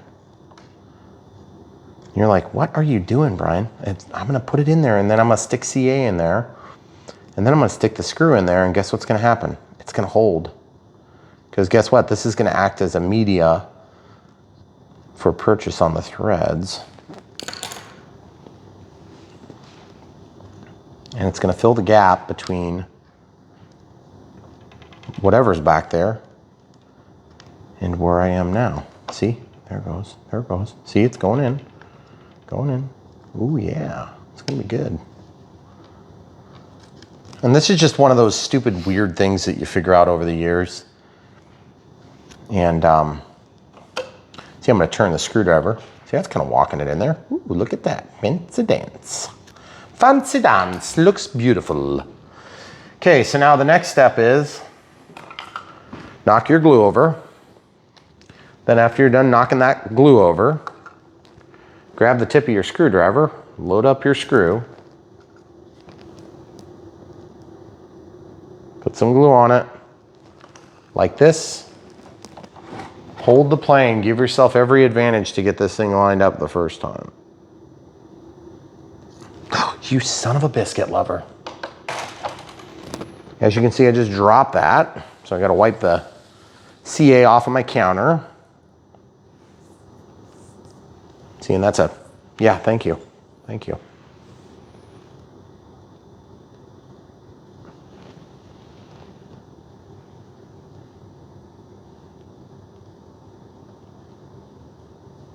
See what's going on, guys?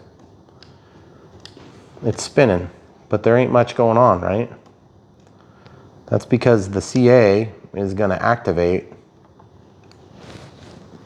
And I need to wipe the counter real quick. Move the forceps, don't need to move every time. And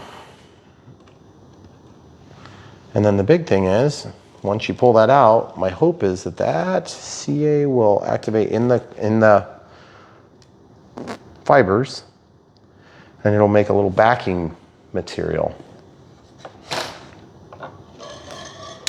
You don't need to move. Okay, so we'll pull this out now. Okay, remember we put CA on there and it's doing fine now. Okay, and then same, this one we moved and then we screwed all the way in. Okay, so we got a nice pocket there.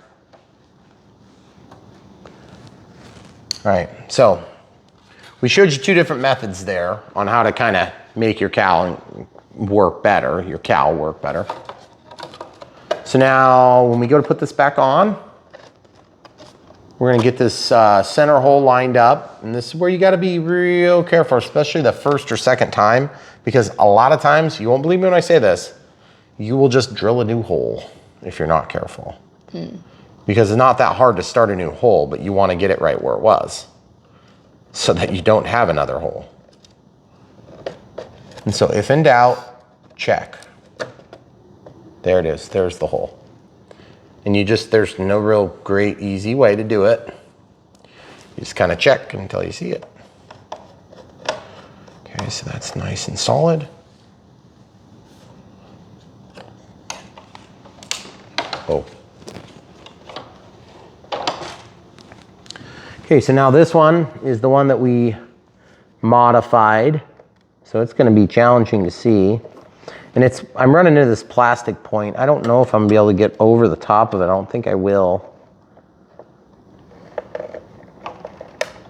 I'm afraid I'll break it if I try to pull it up over. But here's the scary part. I don't know the exact placement of that one, so I have to rotate this plane around and do the other side first. You see it's not quite lined up. There we go. Now it's lined up.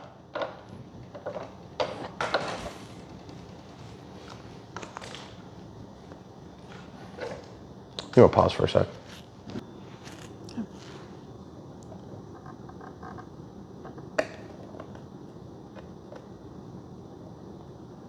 Okay, so that's going to start in there now. Gosh, such a little rinky-dink way to attach these things, but that's the way they've always been. Okay. So now hypothetically, if we made our adjustments from this hole correctly, we should be able to align this. Now, I'm just looking, double checking. I'm double checking position here, and then I'm coming in from the side.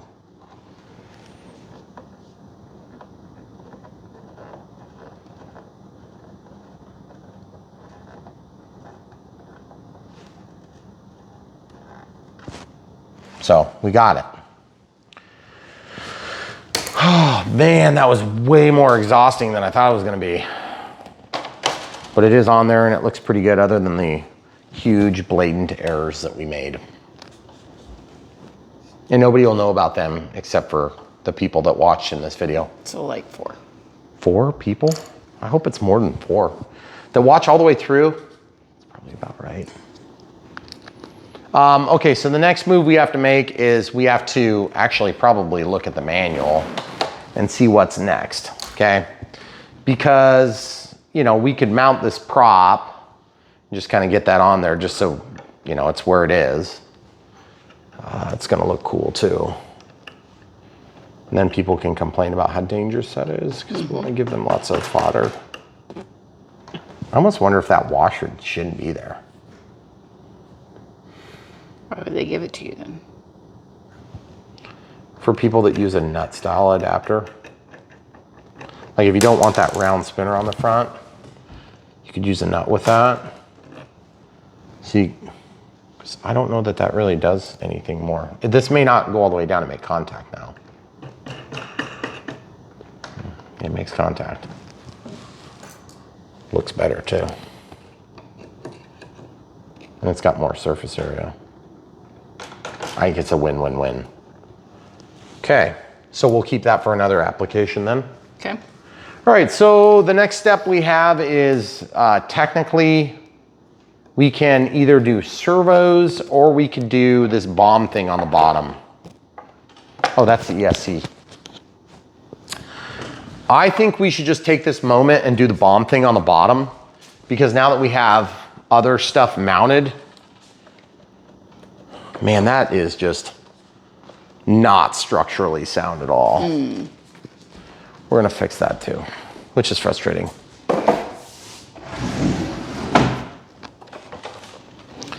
Let me guess, it's gonna be too tall. Oh, You're good. just barely. Okay, so this one did not bite the way I wanted it to. We're gonna fix that right now. That's where I need it. That's where it's gonna be. And that's what I'm gonna use. I thought maybe we could get by with what we did, but we couldn't. So 2 options. I think what I'm gonna do is I'm just gonna drill the hole right now because I know where I need to go while it's sort of braced.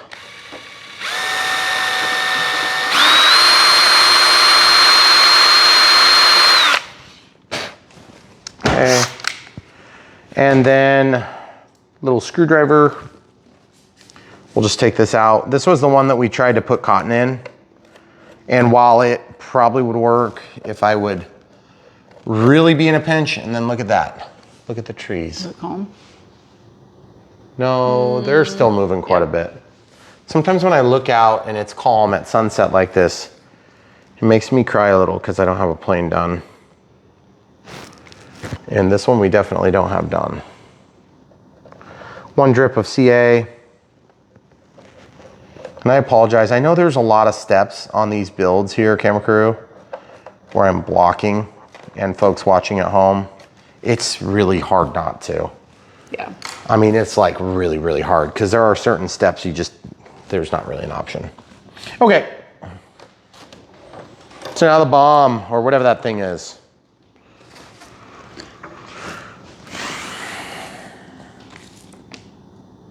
Was it even on this page? I'm not even sure what you're talking about. Oh, that thing. They show it as pretty much lined up with okay, well, I don't really feel any starter holes. Do you see them? Like if you're looking at this? Looks like we just have to put them in there ourselves. Looks pretty straightforward though. I mean, stick firmly. That's what you said about every step. I mean, to be honest, it looks really simple. You just have to stick it in and you're done. That should be pretty simple. You would think. I feel like there's strings attached.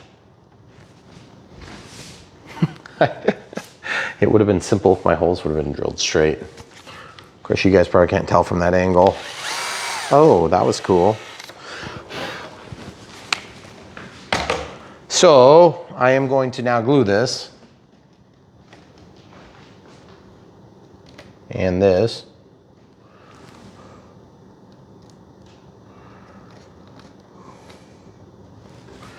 Okay, and I'm gonna just like more or less check it on both directions.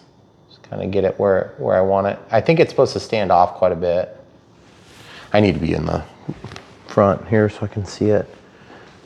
You can go from the tail if you want to try to get an alignment view. But I opened up the hole in the front so I could center it. I don't know if you could tell that's what I was doing.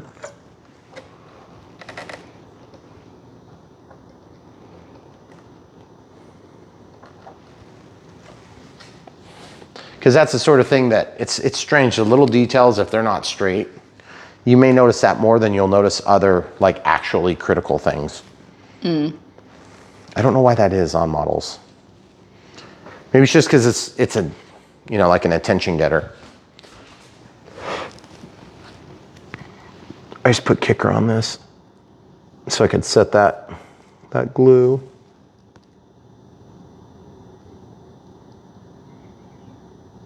I think it's gonna be, feels like it's wanting to not set up very good though. Mm-hmm.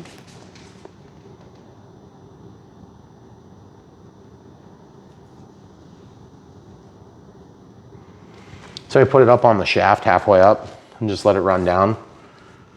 Sometimes that works really nice and other times it works really terrible. It kind of depends on if you get lucky or not.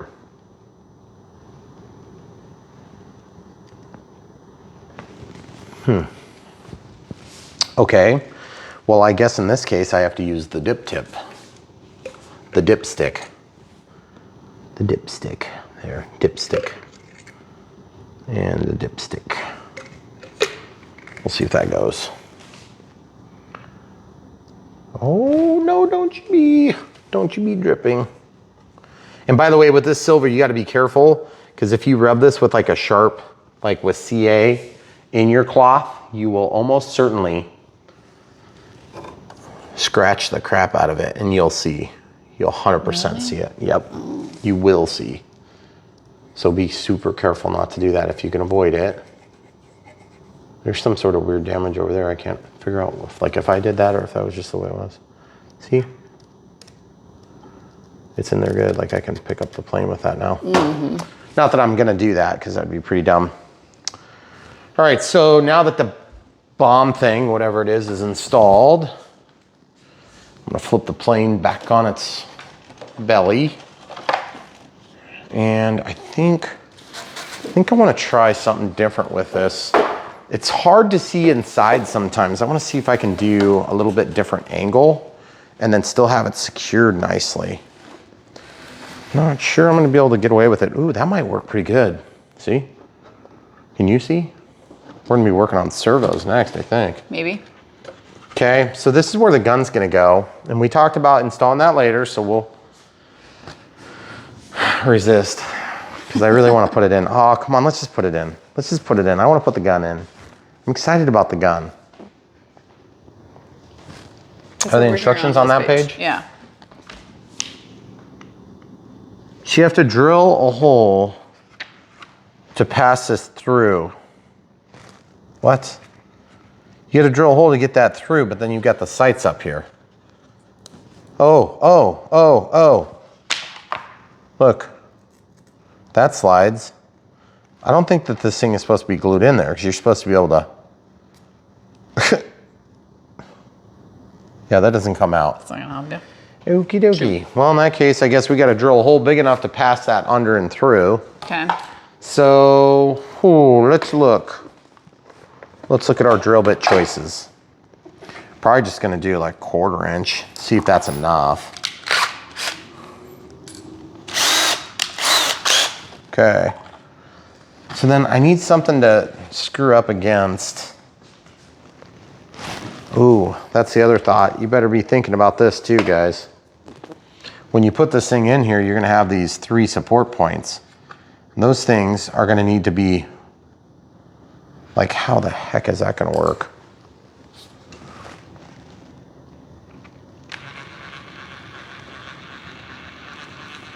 That might hurt. Think that's gonna hurt when it pops through? Probably.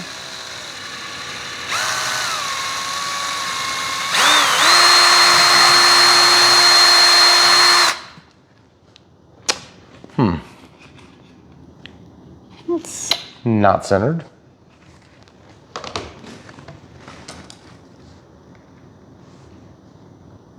You know what is funny about this?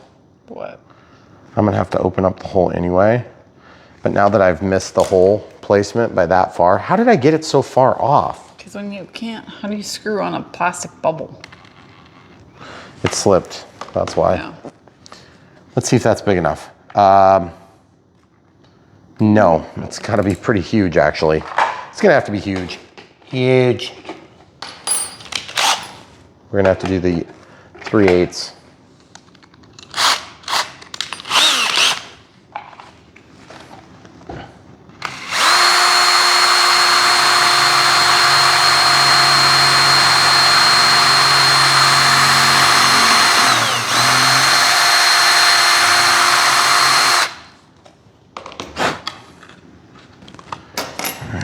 I don't know, utility knife or X-Acto knife, which one's gonna be less deadly? Ugh.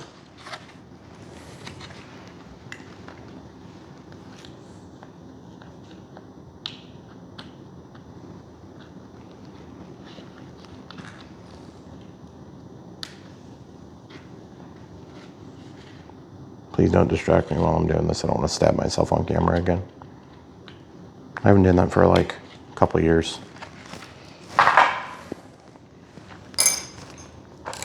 Okay, now that we're done with that step, we can see how in the freaking heck are you gonna get that thing through? See, you gotta have a humongous hole in there. Yeah, that's pretty crazy. I wonder if it's... Can you like notch the hole?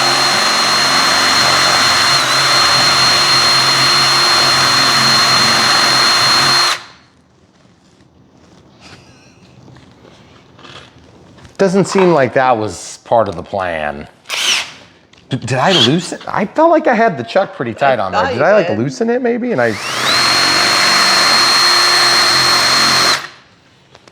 It's all part of the show. Goodness gracious. There it is. All right, guys. Ooh, that went pretty. That's super smooth. Not even in trouble at all. Yes. See, did have to have kind of a strange. Okay, so then the picture calls for the 3 things going upright. And I think that's the way it's gonna have to be. But then is that gonna fit down in? Yeah, it looks like it probably will. So we're gonna have to do, but then how the heck are you gonna hit the screws to that? Yeah. You see what I'm talking about? Like what material you're gonna screw into that? You got a huge gap to fill. Yeah. Let's try flipping it upside down. See, I feel like upside down, you've got maybe a slightly better chance. I mean, obviously you want the gun to be the right side up. And so for us, you can rotate it.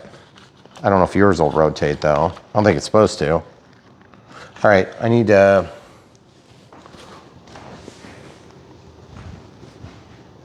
I wonder what screw you're supposed to use to do that. Thank God they put those characters there for me. Self-tapping screws? Like what self-tapping screws? Because these are huge. The little smallest 10mm ones. 10mm ones? The little ones like this? Okay, well, I mean, we can try it. I just don't see, I don't see them reaching. They don't seem like they're gonna be long enough. Do they? No.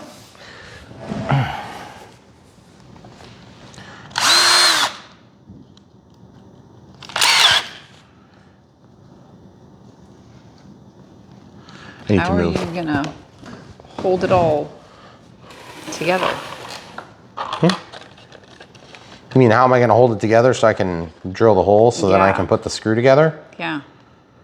I don't know, like that maybe? Hey.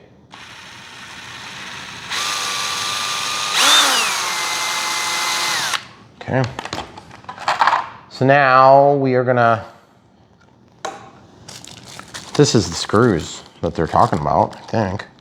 So just 3 of those. I think so. Okay.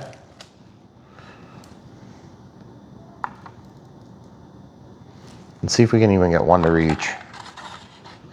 I don't know, some of these steps you just think, there's no way, and then it just goes.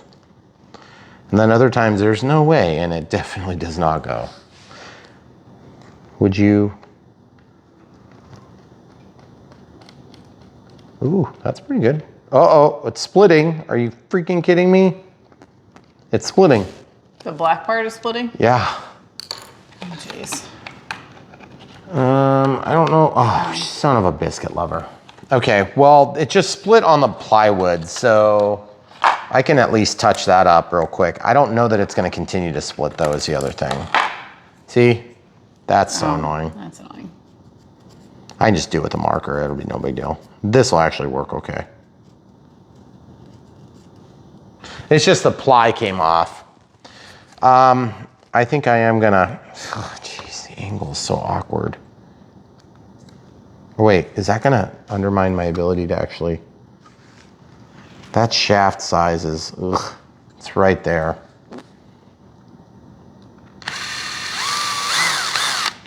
Let's just sacrifice one, see if it works. Do you see that? Look, what happened? See, I colored it and then I feel like it lost more or something. Mm-hmm. That's weird.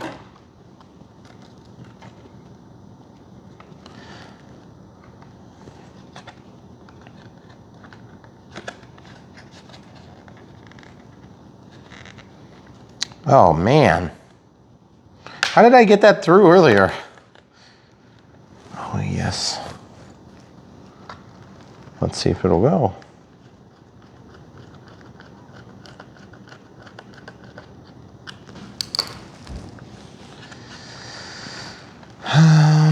Okay, well, I mean, it's through. Seems pretty good. I don't know.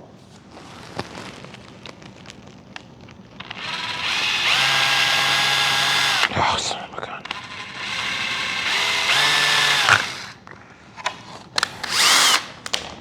See the gun pulled down from the mount just a little bit? That's not a problem on my end. But what is going to be a problem is the fact that I need to now open up the other holes. Oh shoot, what if I did this?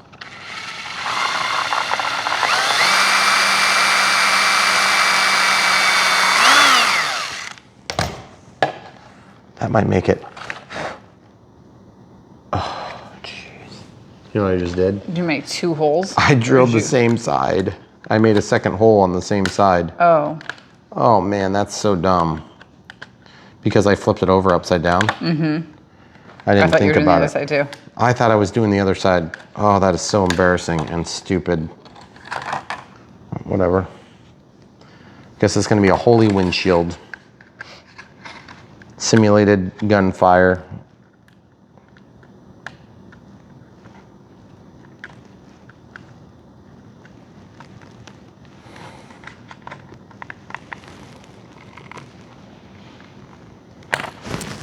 Cool. Thank you for not falling. These aren't tedious, frustrating steps, though. They're the steps that I come home thinking, oh, I can't wait to do those tedious, frustrating steps.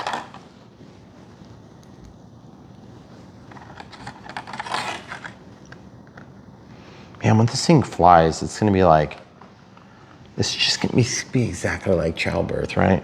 Where I forget how much it hurts you to have my babies. Mm-hmm. Oh, it'll be just like that. Do I get an epidural this time? No. Don't worry, I didn't have one the first 4 times. That was by my choice. Not because Brian's made me. I was just going to say, you better explain it, because otherwise they're going to be thinking it's my fault.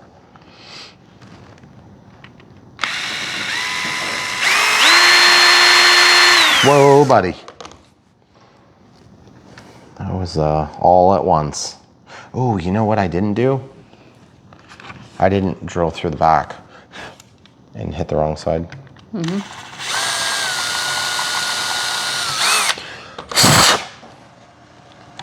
I mean, it does look cool, you gotta admit, but it's kind of like, really? Was it worth that level of frustration? It seemed like there maybe could have been an easier way to mount that. Like them do it? Yeah. Well, then we're in agreement.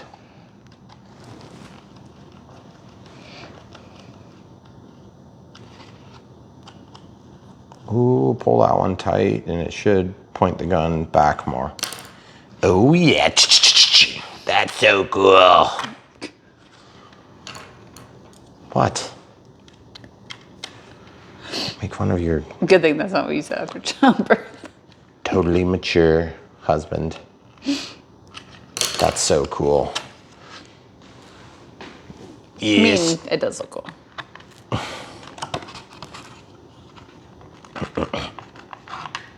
I don't really... It's supposed to move.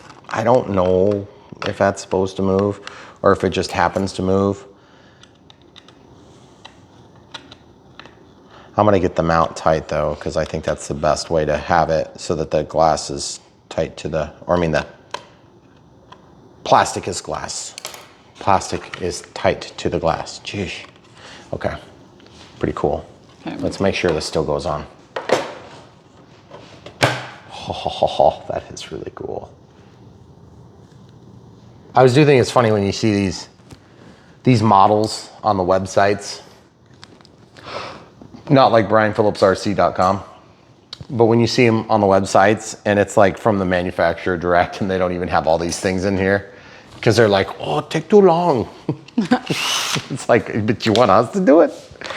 Yeah. All right, so what's next, camera crew? How are we doing on battery? Are we about to die? We're probably gonna have to pull just from a standpoint of time, but I haven't gotten a warning yet, so. Okay, no warning means keep going. I mean, it says, please stop and wait 4 days to resume. No, thank you. So the next step for us is to put in the servos inside the fuse. Okay. I'm looking for instructions. I think they just are like, well, if you're this far, you'll figure it out somehow. What page were we on? We've already done all that, right? Yeah. Okay.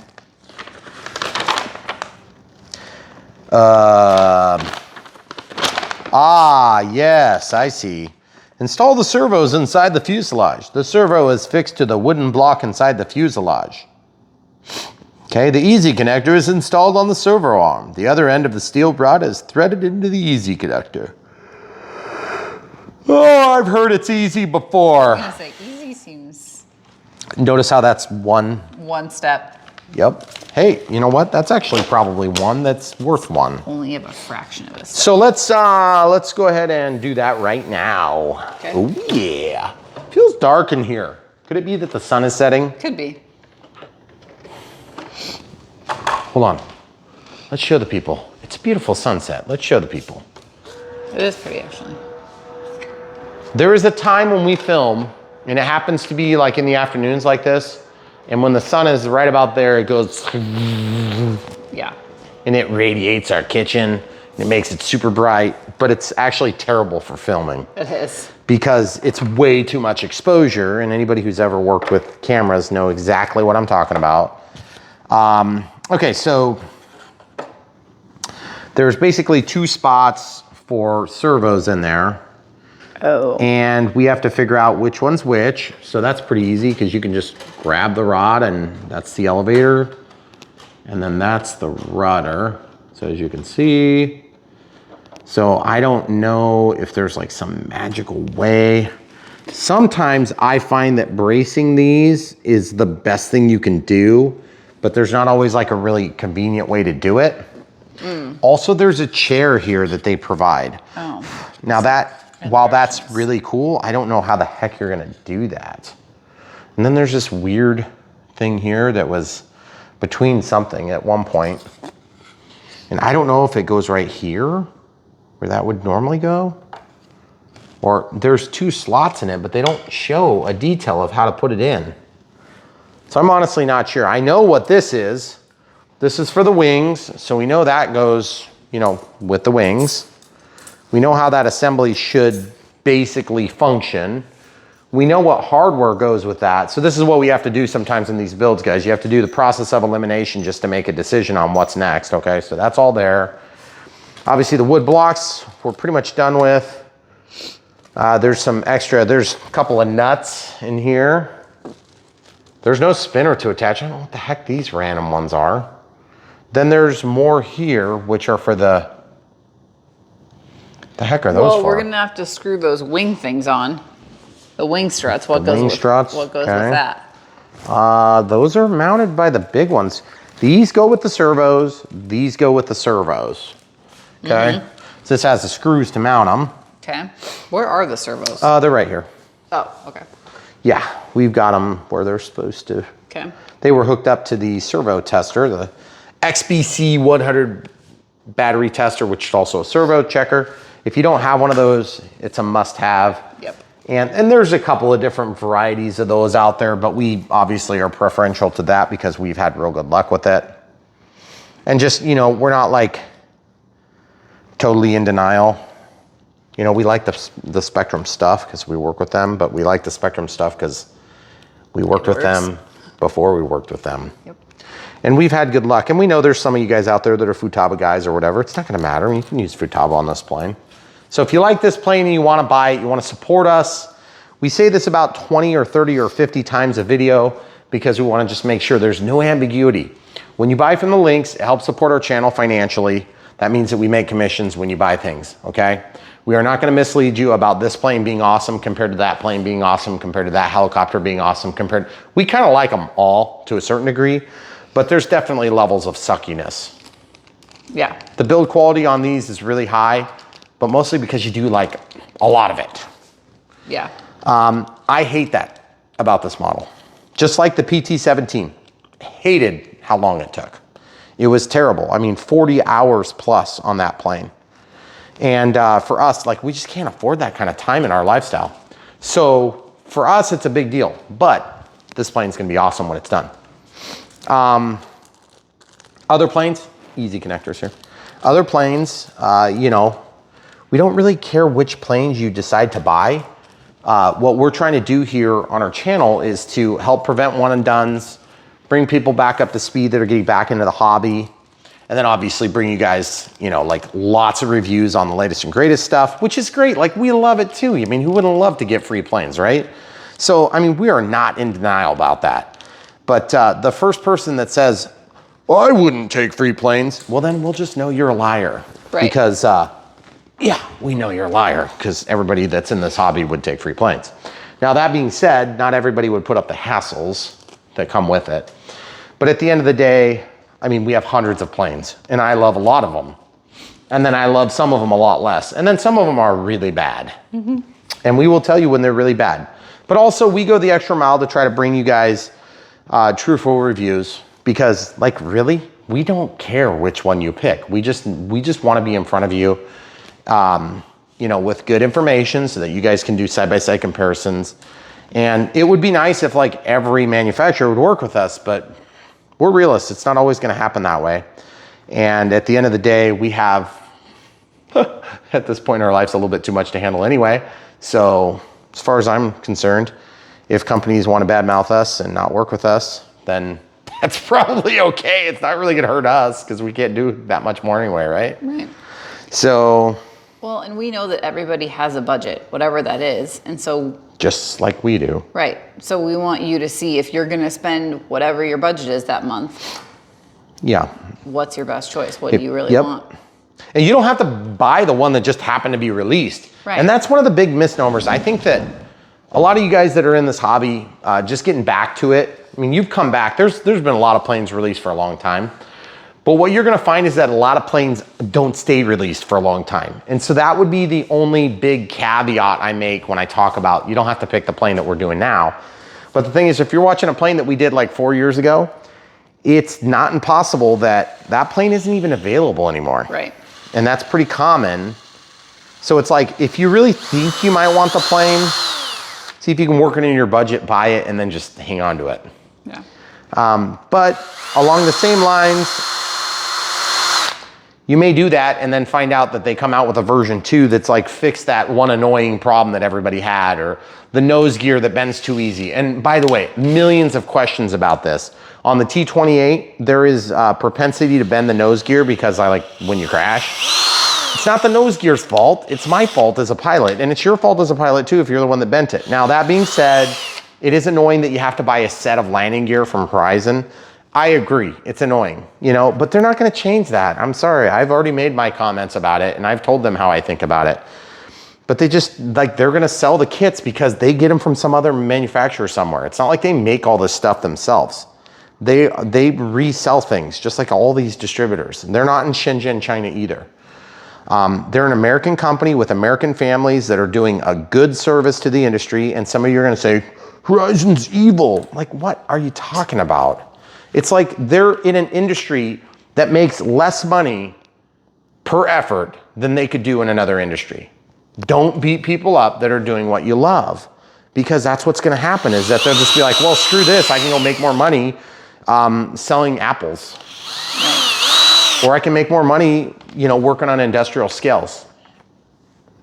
You know, so be careful what you wish for. You know, you run everybody so hard, you know, if they sell 7,000 of these in a year worldwide, that's not very many. And it's super labor intensive, and there's probably a lot of warranty claims that come with it.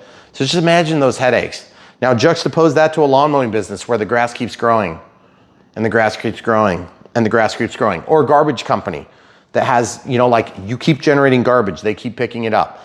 You know, just think about the different business models that you could run from a business perspective. So if you're a businessman and you're foolish enough to still do radio controlled airplanes in this like highly litigious society, you know, like you gotta be a special kind of crazy, or you gotta love it. Okay, so let's all remember that, even the companies we don't like. Right.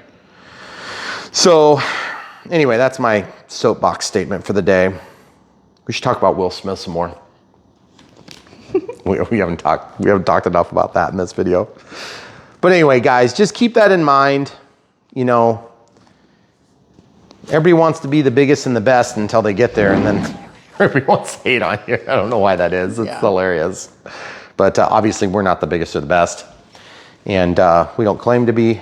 We hope you guys don't get that vibe. We're just regular people that like doing this stuff. And as we get increasing market share at what we're doing, we're trying to improve and get better. And you guys have been rewarding us with more viewership and subscribership and things like this, despite our shortcomings. And we know we've got a lot of them, mostly me.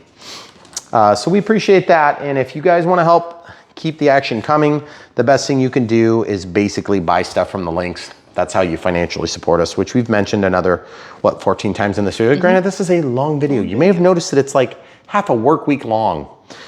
So if that got lost in translation somehow or edited out someday, just remember my wonderful camera crew is not in love with this hobby. She's in love with me. So she's very good to me. She helps us with this stuff. And so Megan is behind the scenes doing a lot of stuff during the week when I'm out trying to do my day job stuff. And then, you know, we talk on the phone and deal with issues and things that come up, which you'd be surprised how many issues come up just running a small YouTube channel. It's probably a full-time job for two of us. But we do it in our spare time. Spare time? Spare time. I.e. we don't do other things that we would do in our spare time. But that being said, it's been a roller coaster. This whole YouTube channel, this whole experience has been a very cool thing. And I don't want you to hear that like we're quitting, because we're not. And I'm not going to do that. I'm not going to cheapen our channel by doing these clickbait, where it's like, I'm quitting YouTube. Like, what? Why would you say that? That's so I've never understood that. It's because they want to get viewership. And it's like, you know what? Let's let our content stand for itself. All we need is just Will Smith to talk about. And, you know, a couple of jokes about the way that they package the nuts. And we'll be set. Okay, so you may have noticed I put some glue on the end of those. And what I'm doing now is I'm kind of pacing. I'm thinking about my options, okay? So what are my options? What am I concerning myself with? What's going through my brain right now besides Will Smith and Jada? My favorite celebrity couple. I am going to plug in this servo and I'm going to see if it's centered. Now, Brian, you just put the thing on the doohickey. Yep, you're right. Okay, so it's centered. Look, see it moving? Okay, so now that it's moved, There you go. it's centered, right? I'm gonna unplug it. Then I'm gonna just do the same thing to the other one. Now, why do we care that this is centered, camera crew, since you're an aficionado of RC, all things RC? Well, you want it to be centered when you install it so that it's in its neutral position. Yep. Why is that important? Because when you hook it up to the control rod and then you power it up for the first time, you want it to go to that middle and not like be off center already. If you're not in the center, you may force it into a dangerous position where it breaks the hinge. You may slip out of the easy adapter. All those different things can come up. Okay, so let's talk about this now. So we've got this servo here, okay? And the drawing shows the servo going like this. So I'm gonna do that too. Okay. So I wanna take this and put it down underneath, which means I'm gonna put it down, and I don't know where it really needs to come out yet, because we haven't established exactly where all the wires from the wings are gonna go yet. Oh crap, that's gonna be a pain. But anyway, we need to get this through and get this kind of like out somewhere, okay? There was another servo there at one point. I think that's a servo position that you can use for a throttle servo if you had a gas engine. Because this, I believe this plane, I mean, I don't know why you would do this as a gas plane. It's a pretty small plane for a gas engine, but some people are really cool and they like doing things like that. I'm not nearly that cool. I'm much more practical, which is boring. Okay, so you see this little hole is where you're supposed to pull it out. That's the way it's supposed to be. And I'm being super careful because that's covering right there that I'm touching. Okay. Okay, so if you're really cool, you'll drop it like I just did. And we'll just try to kind of maneuver that in.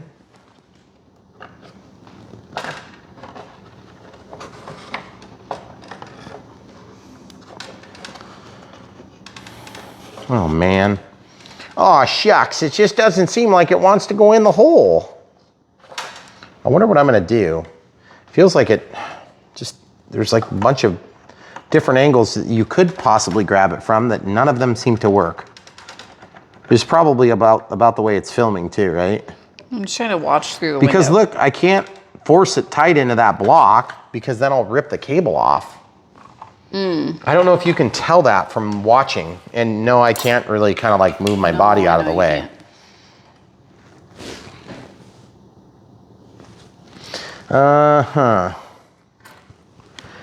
This is not the first or last time this is going to happen, by the way. I've had this happen a number of different times on these balsa wood planes. Those blocks prevent you from getting the servo mounted in the pocket because the block prevents the wire, which is coming out the side, from coming out the side. And so I'm trying to come up with a way that I can get that wire to behave. Oh, behave. Get in there. Get in there. See what I'm talking about? It just does not want to rotate in. Maybe it can go sideways? No, no, no. Gosh, this is way more awkward than I thought it was gonna be. Hey, it kind of reminds me of the last 17 steps. I don't really know how the heck you're supposed to do that though. He's like, okay, so what I'm fighting is this wire. Okay, they got blocks so that they're tight and tight here. But then how the heck are you supposed to get that wire through?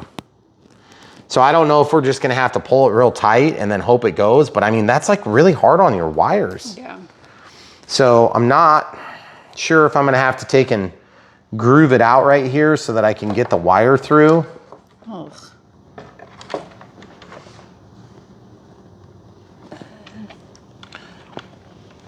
WWW do. What would Will do? He'd smack it.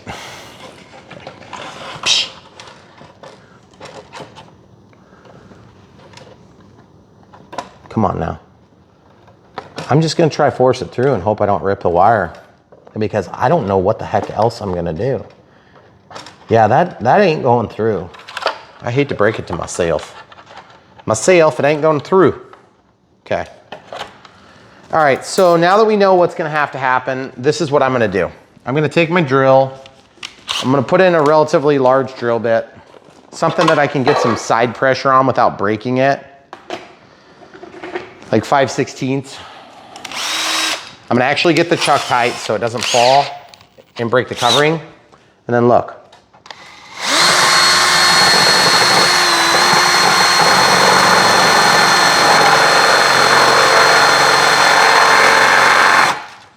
See what I just did?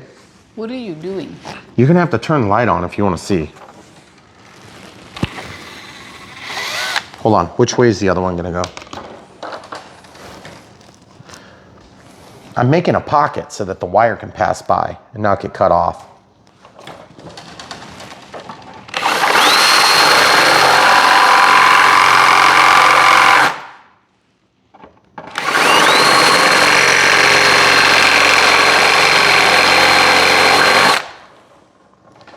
You guys see? Mm-hmm.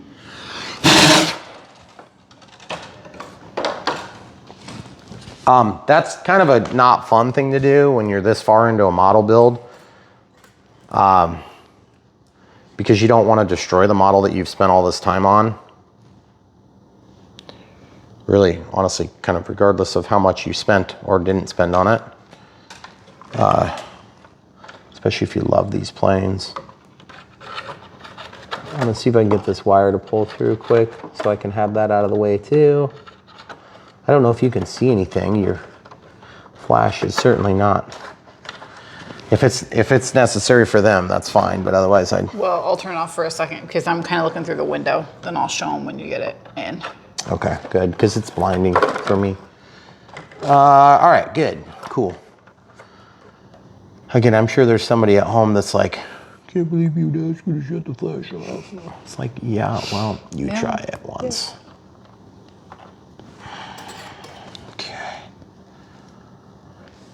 rotating these so that I can grab this. This is like way, I thought this would be like one of those 10-second steps. Yeah. Goodness gracious.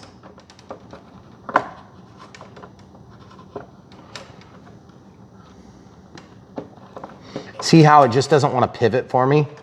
It's because it's got nowhere to go. It's got nowhere to go.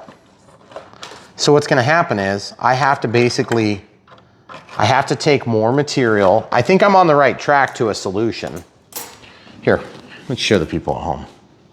I can't tell if you guys can see or not, but basically, you see how I've got that little groove cut there? That's what I'm doing, okay? Same thing here, okay? It's zoomed.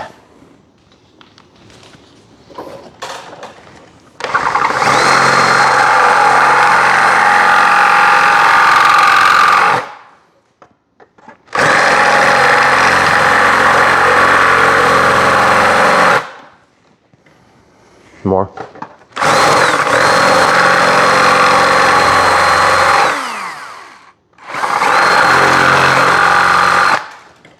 Okay, you want to show the people? Mm-hmm.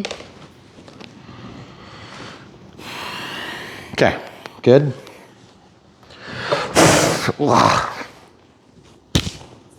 Did I get in your eyes? Not mine. Did you get it in your eyes? No, I just got it in my face. All right.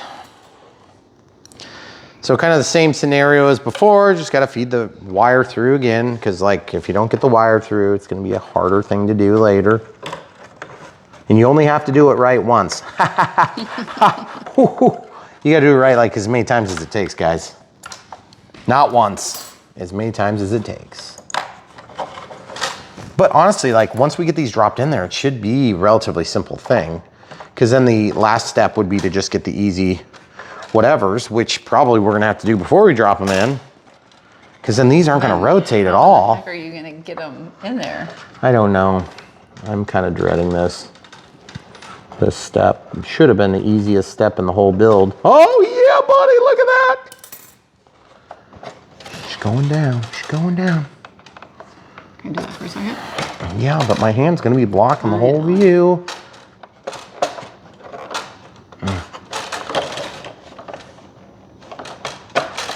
Oh my goodness. Yay!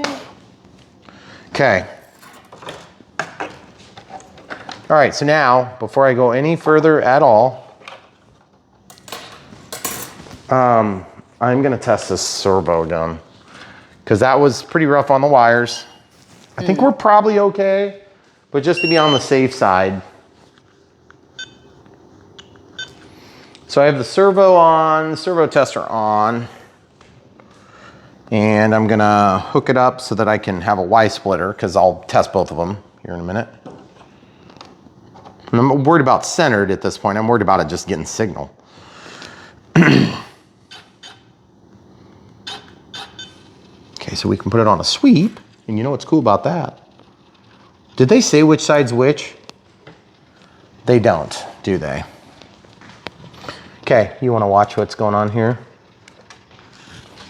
See this? There isn't that much play.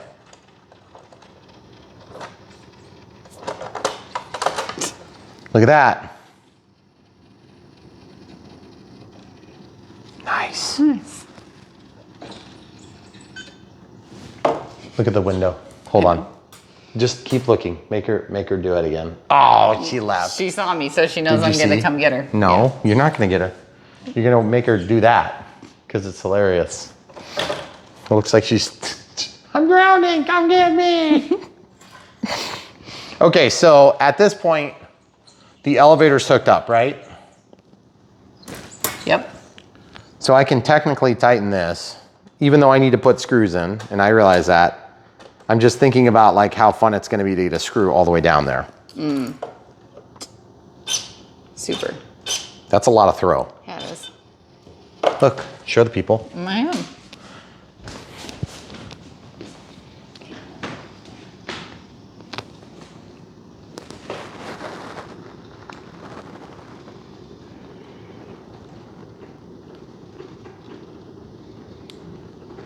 Why is there that tick?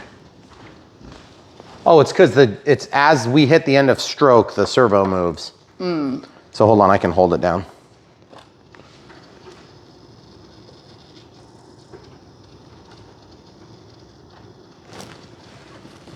Okay, I'm gonna go back to the center.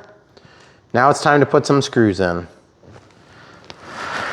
I feel like I'm trying to prepare myself to not be frustrated when this goes terribly. Because look, I've got a screw, and I feel like this is gonna go terribly, but maybe I'll be surprised. Are you gonna pre-drill it or?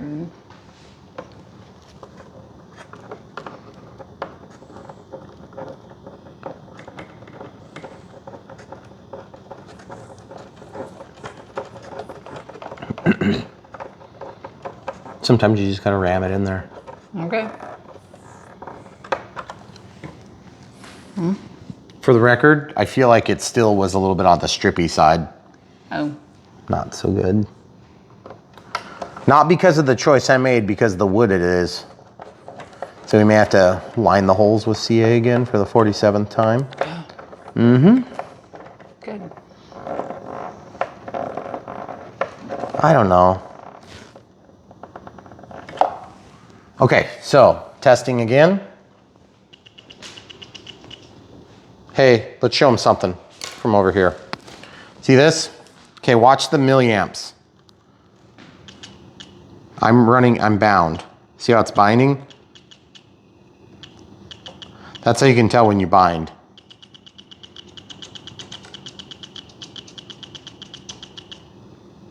$34 milliamps is nothing. Bound. So we'll watch down here on this forward sweep. Bound. Okay, so that being understood, look where it is now. It's not centered, but we're in the center setting. Now, why are we in the center setting and not centered? Probably because it bound. So it just slipped in the collar, in the easy connector. So now what we need to do is we need to actually tighten the easy connector. Gosh, I need to support that somehow while I push on this. Oh.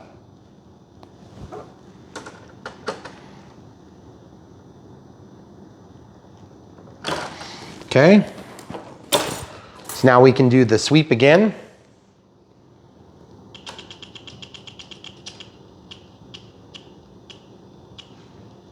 So that's where we're bound.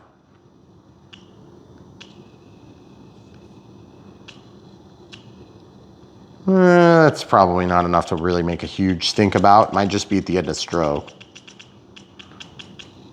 See, 68 milliamp hours, or milliamps out. Oh, that's pretty, ooh, that's way up there. Sweet. Okay, cool. So we can go to the center and we can more or less just, we can just leave this here. It's not hurting anything. Okay, so now the next move is we got to get the other one in the hole. It's already been built. And once we get it in a hole, then we can just, oh. That must have been what I was thinking, but they show them in alignment, right? So I need to redo this. See this, folks? I need to undo this and flip it around the other direction. Just so the arm is on the other side? Yeah. It's a separate channel anyway, so it's not like we're sharing it. What? Oh, Ash is sleeping like a weirdo in the chair. Show the people. It's like all upside down and he only lays in super awkward, ridiculous spots. He's cute. He is. It's funny, he's like by far the strongest, most capable cat we have, but he is the dumbest one. Yes. And so he doesn't understand. He's like way stronger than his mother, sister, aunt, uncle, whatever or we they get are. ready to eat dinner and he lays right here in the middle of the floor, like right there, where everyone is walking. And then he sits up on the table next to our son. He'll jump up on the chair with our kid. Yeah. Which is hilarious. He's the nicest one, I think. Yeah, he is. Probably. And then we still have another cat that's like living in our hay pile, which, to be honest, is a pretty perfect place for a Where cat. she should be. Until we go moving them with the tractor and she gets squished. She'll run away. Yeah, she should. She's a pretty scaredy cat. Okay, so this one, hopefully it'll drop right in because we already opened up the, we already did that drilling part. So hopefully it'll just drop right in. Drop right in. Okay, well, let's see. Did I rip the wires out? I don't think so. Let's test. Got another Y cable plug here. Oh, there it is. All right, let's see. Awesome. Okay, so I'm just gonna open it to this position so that I can get this control rod for the rudder. Maybe.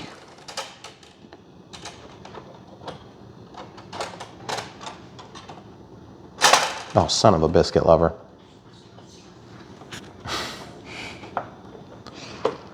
Did you guys see that noise? Or do you hear that noise, I mean? Callie, our cat, came to the other side of the house. She's persistent.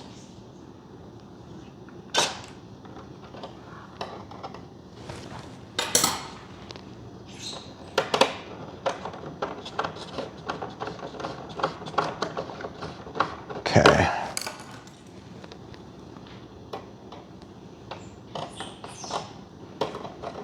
Oh, come on now.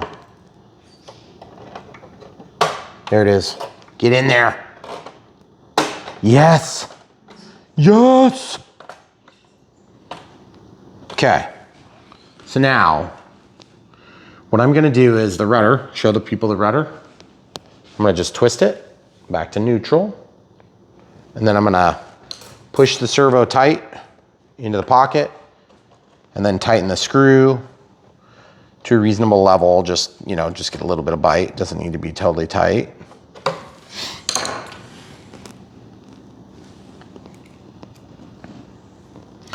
Okay. So screw goes in.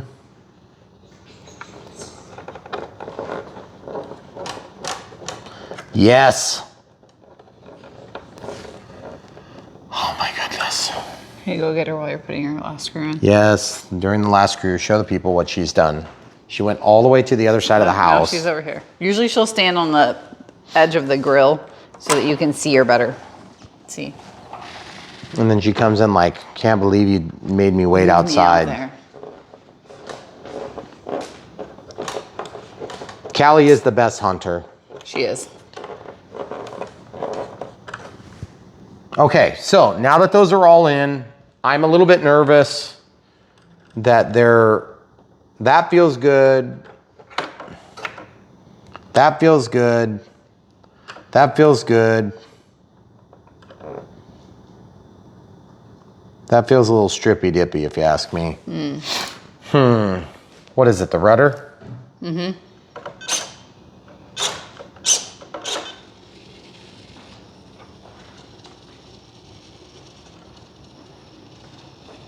That's so cool. And it's slipping on the shaft. So to the center, now I'm gonna tighten the rudder.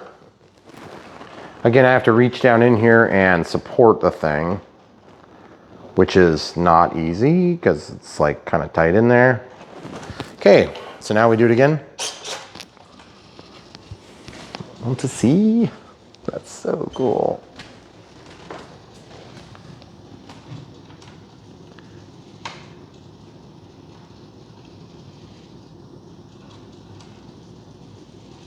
It doesn't go as far to the one side as it does to the other. That's kind of weird. I hope that's something I can remedy.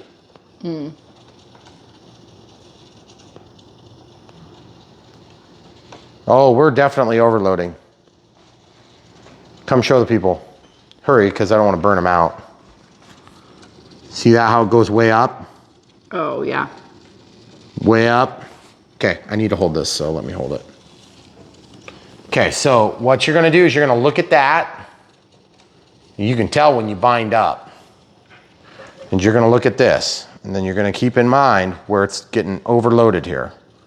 And that, you're not gonna necessarily get this long of a chance. So I'm gonna go back to center. And the idea is there's somewhere that's binding for some reason, and I'm not sure what it is, but what you can do is you can unplug one or the other, and then you can diagnose that way too.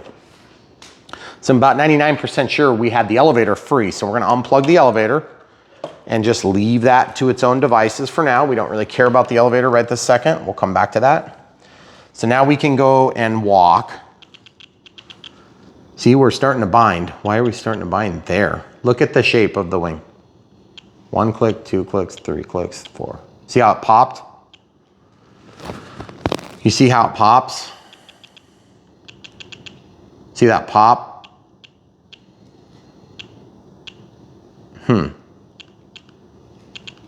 That's where we start getting some resistance. A lot more resistance as we go. 170, 230, so on and so forth. Now it can just be the fact that you're actually hitting a spot where you just need more help because it's, you know what it is? It's hitting the elevator. It's hitting the elevator. Show the people. Where is it hitting at? It's hitting the elevator. Hitting, hitting, hitting, hitting, hitting. So on this direction, it hits the elevator too. See? You see what I'm talking about? Can you tell? Look from that angle. Hitting. That's what's going on, guys. Hitting. So now I have to make a tough decision. Do I want to try to fix that somehow? And somehow would mean that we would be trimming out material, which I thought we had resolved that at one point. Didn't we do something to resolve that? We did a whole bunch of stuff and it wasn't. Yeah, it didn't seem like it was, well, no, it is a lot better than it was, but it's now it's just hitting the elevator. So it's two different things that are causing problems. So I don't know for sure if I can get it to, you know, to work for this, but it's definitely the elevator that it's hitting, which is good because like at least if you've identified where the bind is, then you can make a decision if you want to take a look at it at least. If you don't know where the bind is, you're definitely not going to fix it. Sometimes the bind is inside. Okay, so you can see what we'd be talking about is we'd be talking about right here. And it's like, I'm just trying to decide. I wonder if I could take a small drill bit and control it enough to actually open up a small little bit of pocket on the opposite side with like 3/16" drill bit. That's what I'm gonna try first. I'm gonna brace the plane. This is kind of a ballsy maneuver right here. Just trying to figure out how to support everything. Oh geez, that bit is walking like crazy. Look at that. Okay, so not a 3/16" in my case. I'll do a 7/32 bit. See, it's straight now. I must have bent that one bad somehow. Okay, so I'm gonna try to get this all square and scooch it over. And so let's see if I can do this. I don't know if I trust myself to do that.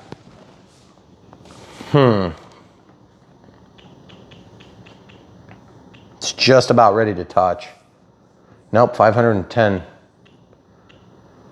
There's 0 milliamps. Okay, so the other option is I can just try cutting it this way. That's gonna be very hard to do, you know, me. And as this elevator goes up and down, it's gonna change what it needs to be cleared out. Oh, right. Okay, so I don't know if you guys can see, I'm cutting a crescent here. See what I'm doing?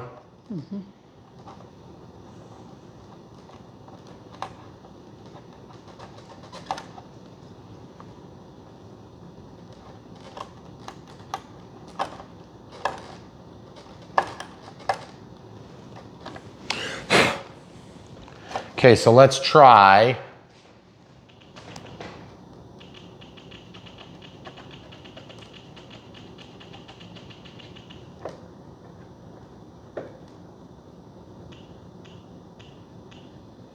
That's where it would start binding. Okay, so I'm gonna walk it back one more step past that point, then I'm gonna try to look at the other side. Okay, so the other side, same exact scenario. So this would be definitely something you wanna do before you get it all together. You're right in my light. I can't have you in my light for this. Too critical.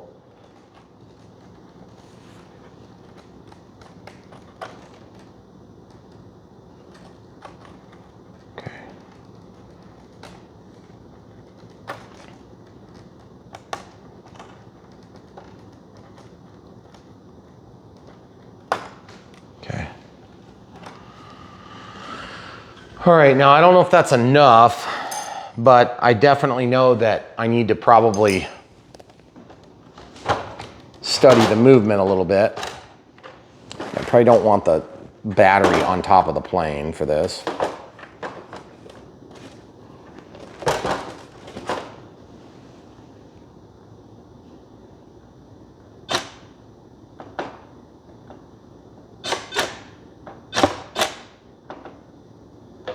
Okay, now that's centered,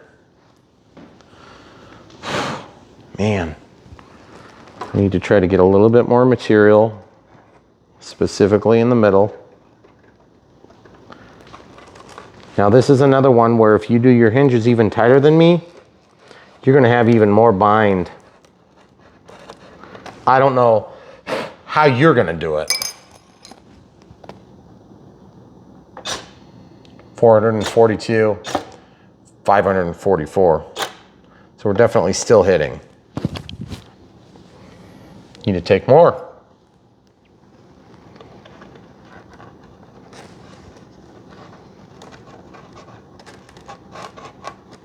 See, it's not like I can take this rudder off right now. It's not serviceable.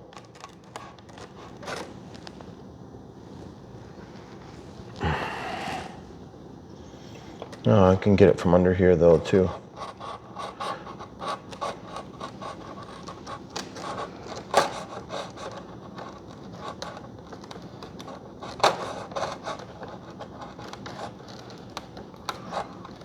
Kind of hard to cut there all of a sudden. It's pretty soft balsa wood right here.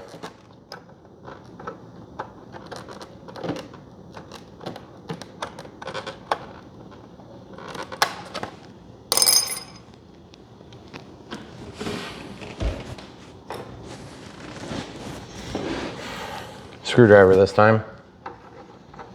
Just trying to get in and push a little bit of material out, and see how I'm kind of pushing in a way that if I slip, it'll go past. That's my theory, at least. Again, this would be easier to do before you get this rudder built.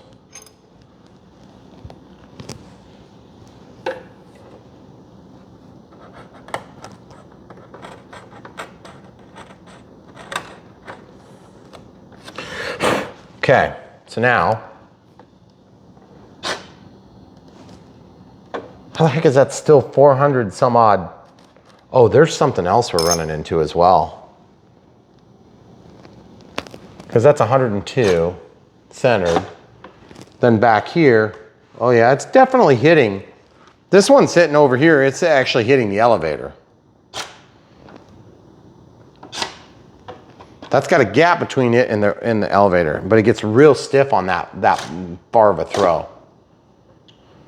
476 milliamps.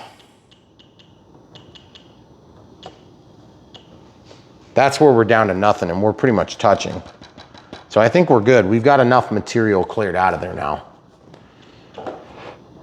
So into the middle, now go to the sweep.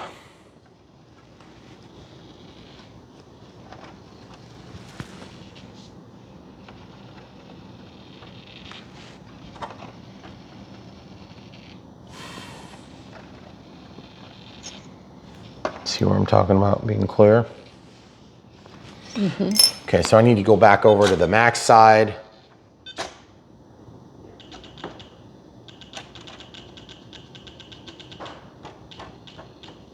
Okay, so I'm actually currently overloading it. Now it's not overloading because there's something else binding somewhere. But it's okay, I'm gonna try to take a little bit more of this material just to kind of clean it up. This is just for beautification purposes at this point. And you're like, so you're gonna butcher it to make it more beautiful. Yep, that's right. Pretty much the gist of it.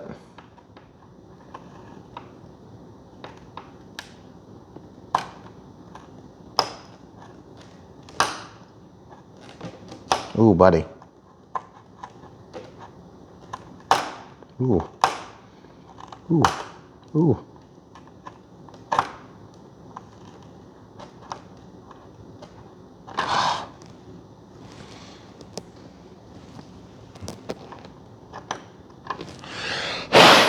Okay, so I like that a little bit better for evenness. Okay, I'm thinking there must be a rib that's in between there that makes it like really stiff right there. I can't get it to cut better. Okay, so now this is gonna be pretty minor, but I just wanna color this little spot black because that'll help make it not as noticeable. Yeah. I mean, it's not like a huge issue. Oh, geez. Well, it is if you do that. See, they didn't see it. Pretend it. You know, I just went off the edge. It's no big deal. I'm using Kicker to wipe it off. Alcohol will do just the same. See, wiped it off. Yeah. And all I'm doing is just soaking black paint. Oh, geez, I hate that it's so far past on the milliamps. This is like 5 clicks and it's out. I think we have plenty of rudder. I mean, let's just be honest, guys. That's a lot of rudder. So you wouldn't have to necessarily make it go this far, but it's just in my experience on airplanes, more rudder is almost always helpful. There have been few but rare exceptions to that rule. Case in point, XK yellow J3 Cub. Too much rudder. Yep. Because their flight controller does not work well with the rudder. The yaw screws it up. So it gets out of control and plus they have you flying it, I think a little bit too tail heavy as well. One of the worst XK planes we've ever flown. Which is too bad because it's like one of the most beautiful too. It's funny, the UMX lineup at Horizon, many have tried, most have failed. Yeah. I mean, honestly, it's even these great little warbirds from Ishin, super fun, not the same. Nope. They're toys. Toy grade, hobby grade. Way better. I got one little mark I didn't get off of there. Okay, so do you wanna show them a little bit more close up of that little spot? And then the other thing too is now that the elevator is free to move up and down, let's go ahead and plug them both in. We'll see what happens for clearances and movement. So guys, as you can see, this build series has been quite a time suck. So hopefully you enjoyed it. Okay, sweep. Note that they're not binding inside. They might be binding somewhere else. I just don't know where. The other thing that can happen is if you have trouble with these things, you can sometimes brace the actual linkages and it will surprisingly help with movement.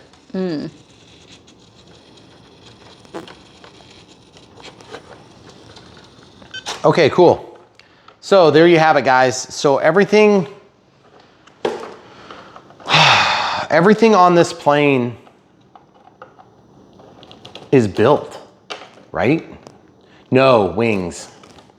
So the next big step, of course, is gonna be, we have to get the wings actually on the aircraft. Now, this next step might be a little bit challenging because we're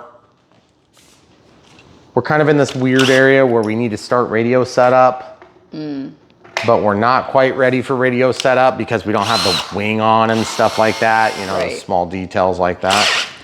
But we have to figure out where the receiver is gonna go. Yep. So right? what came first, chicken or the egg? We're gonna pause and clean up, come right back.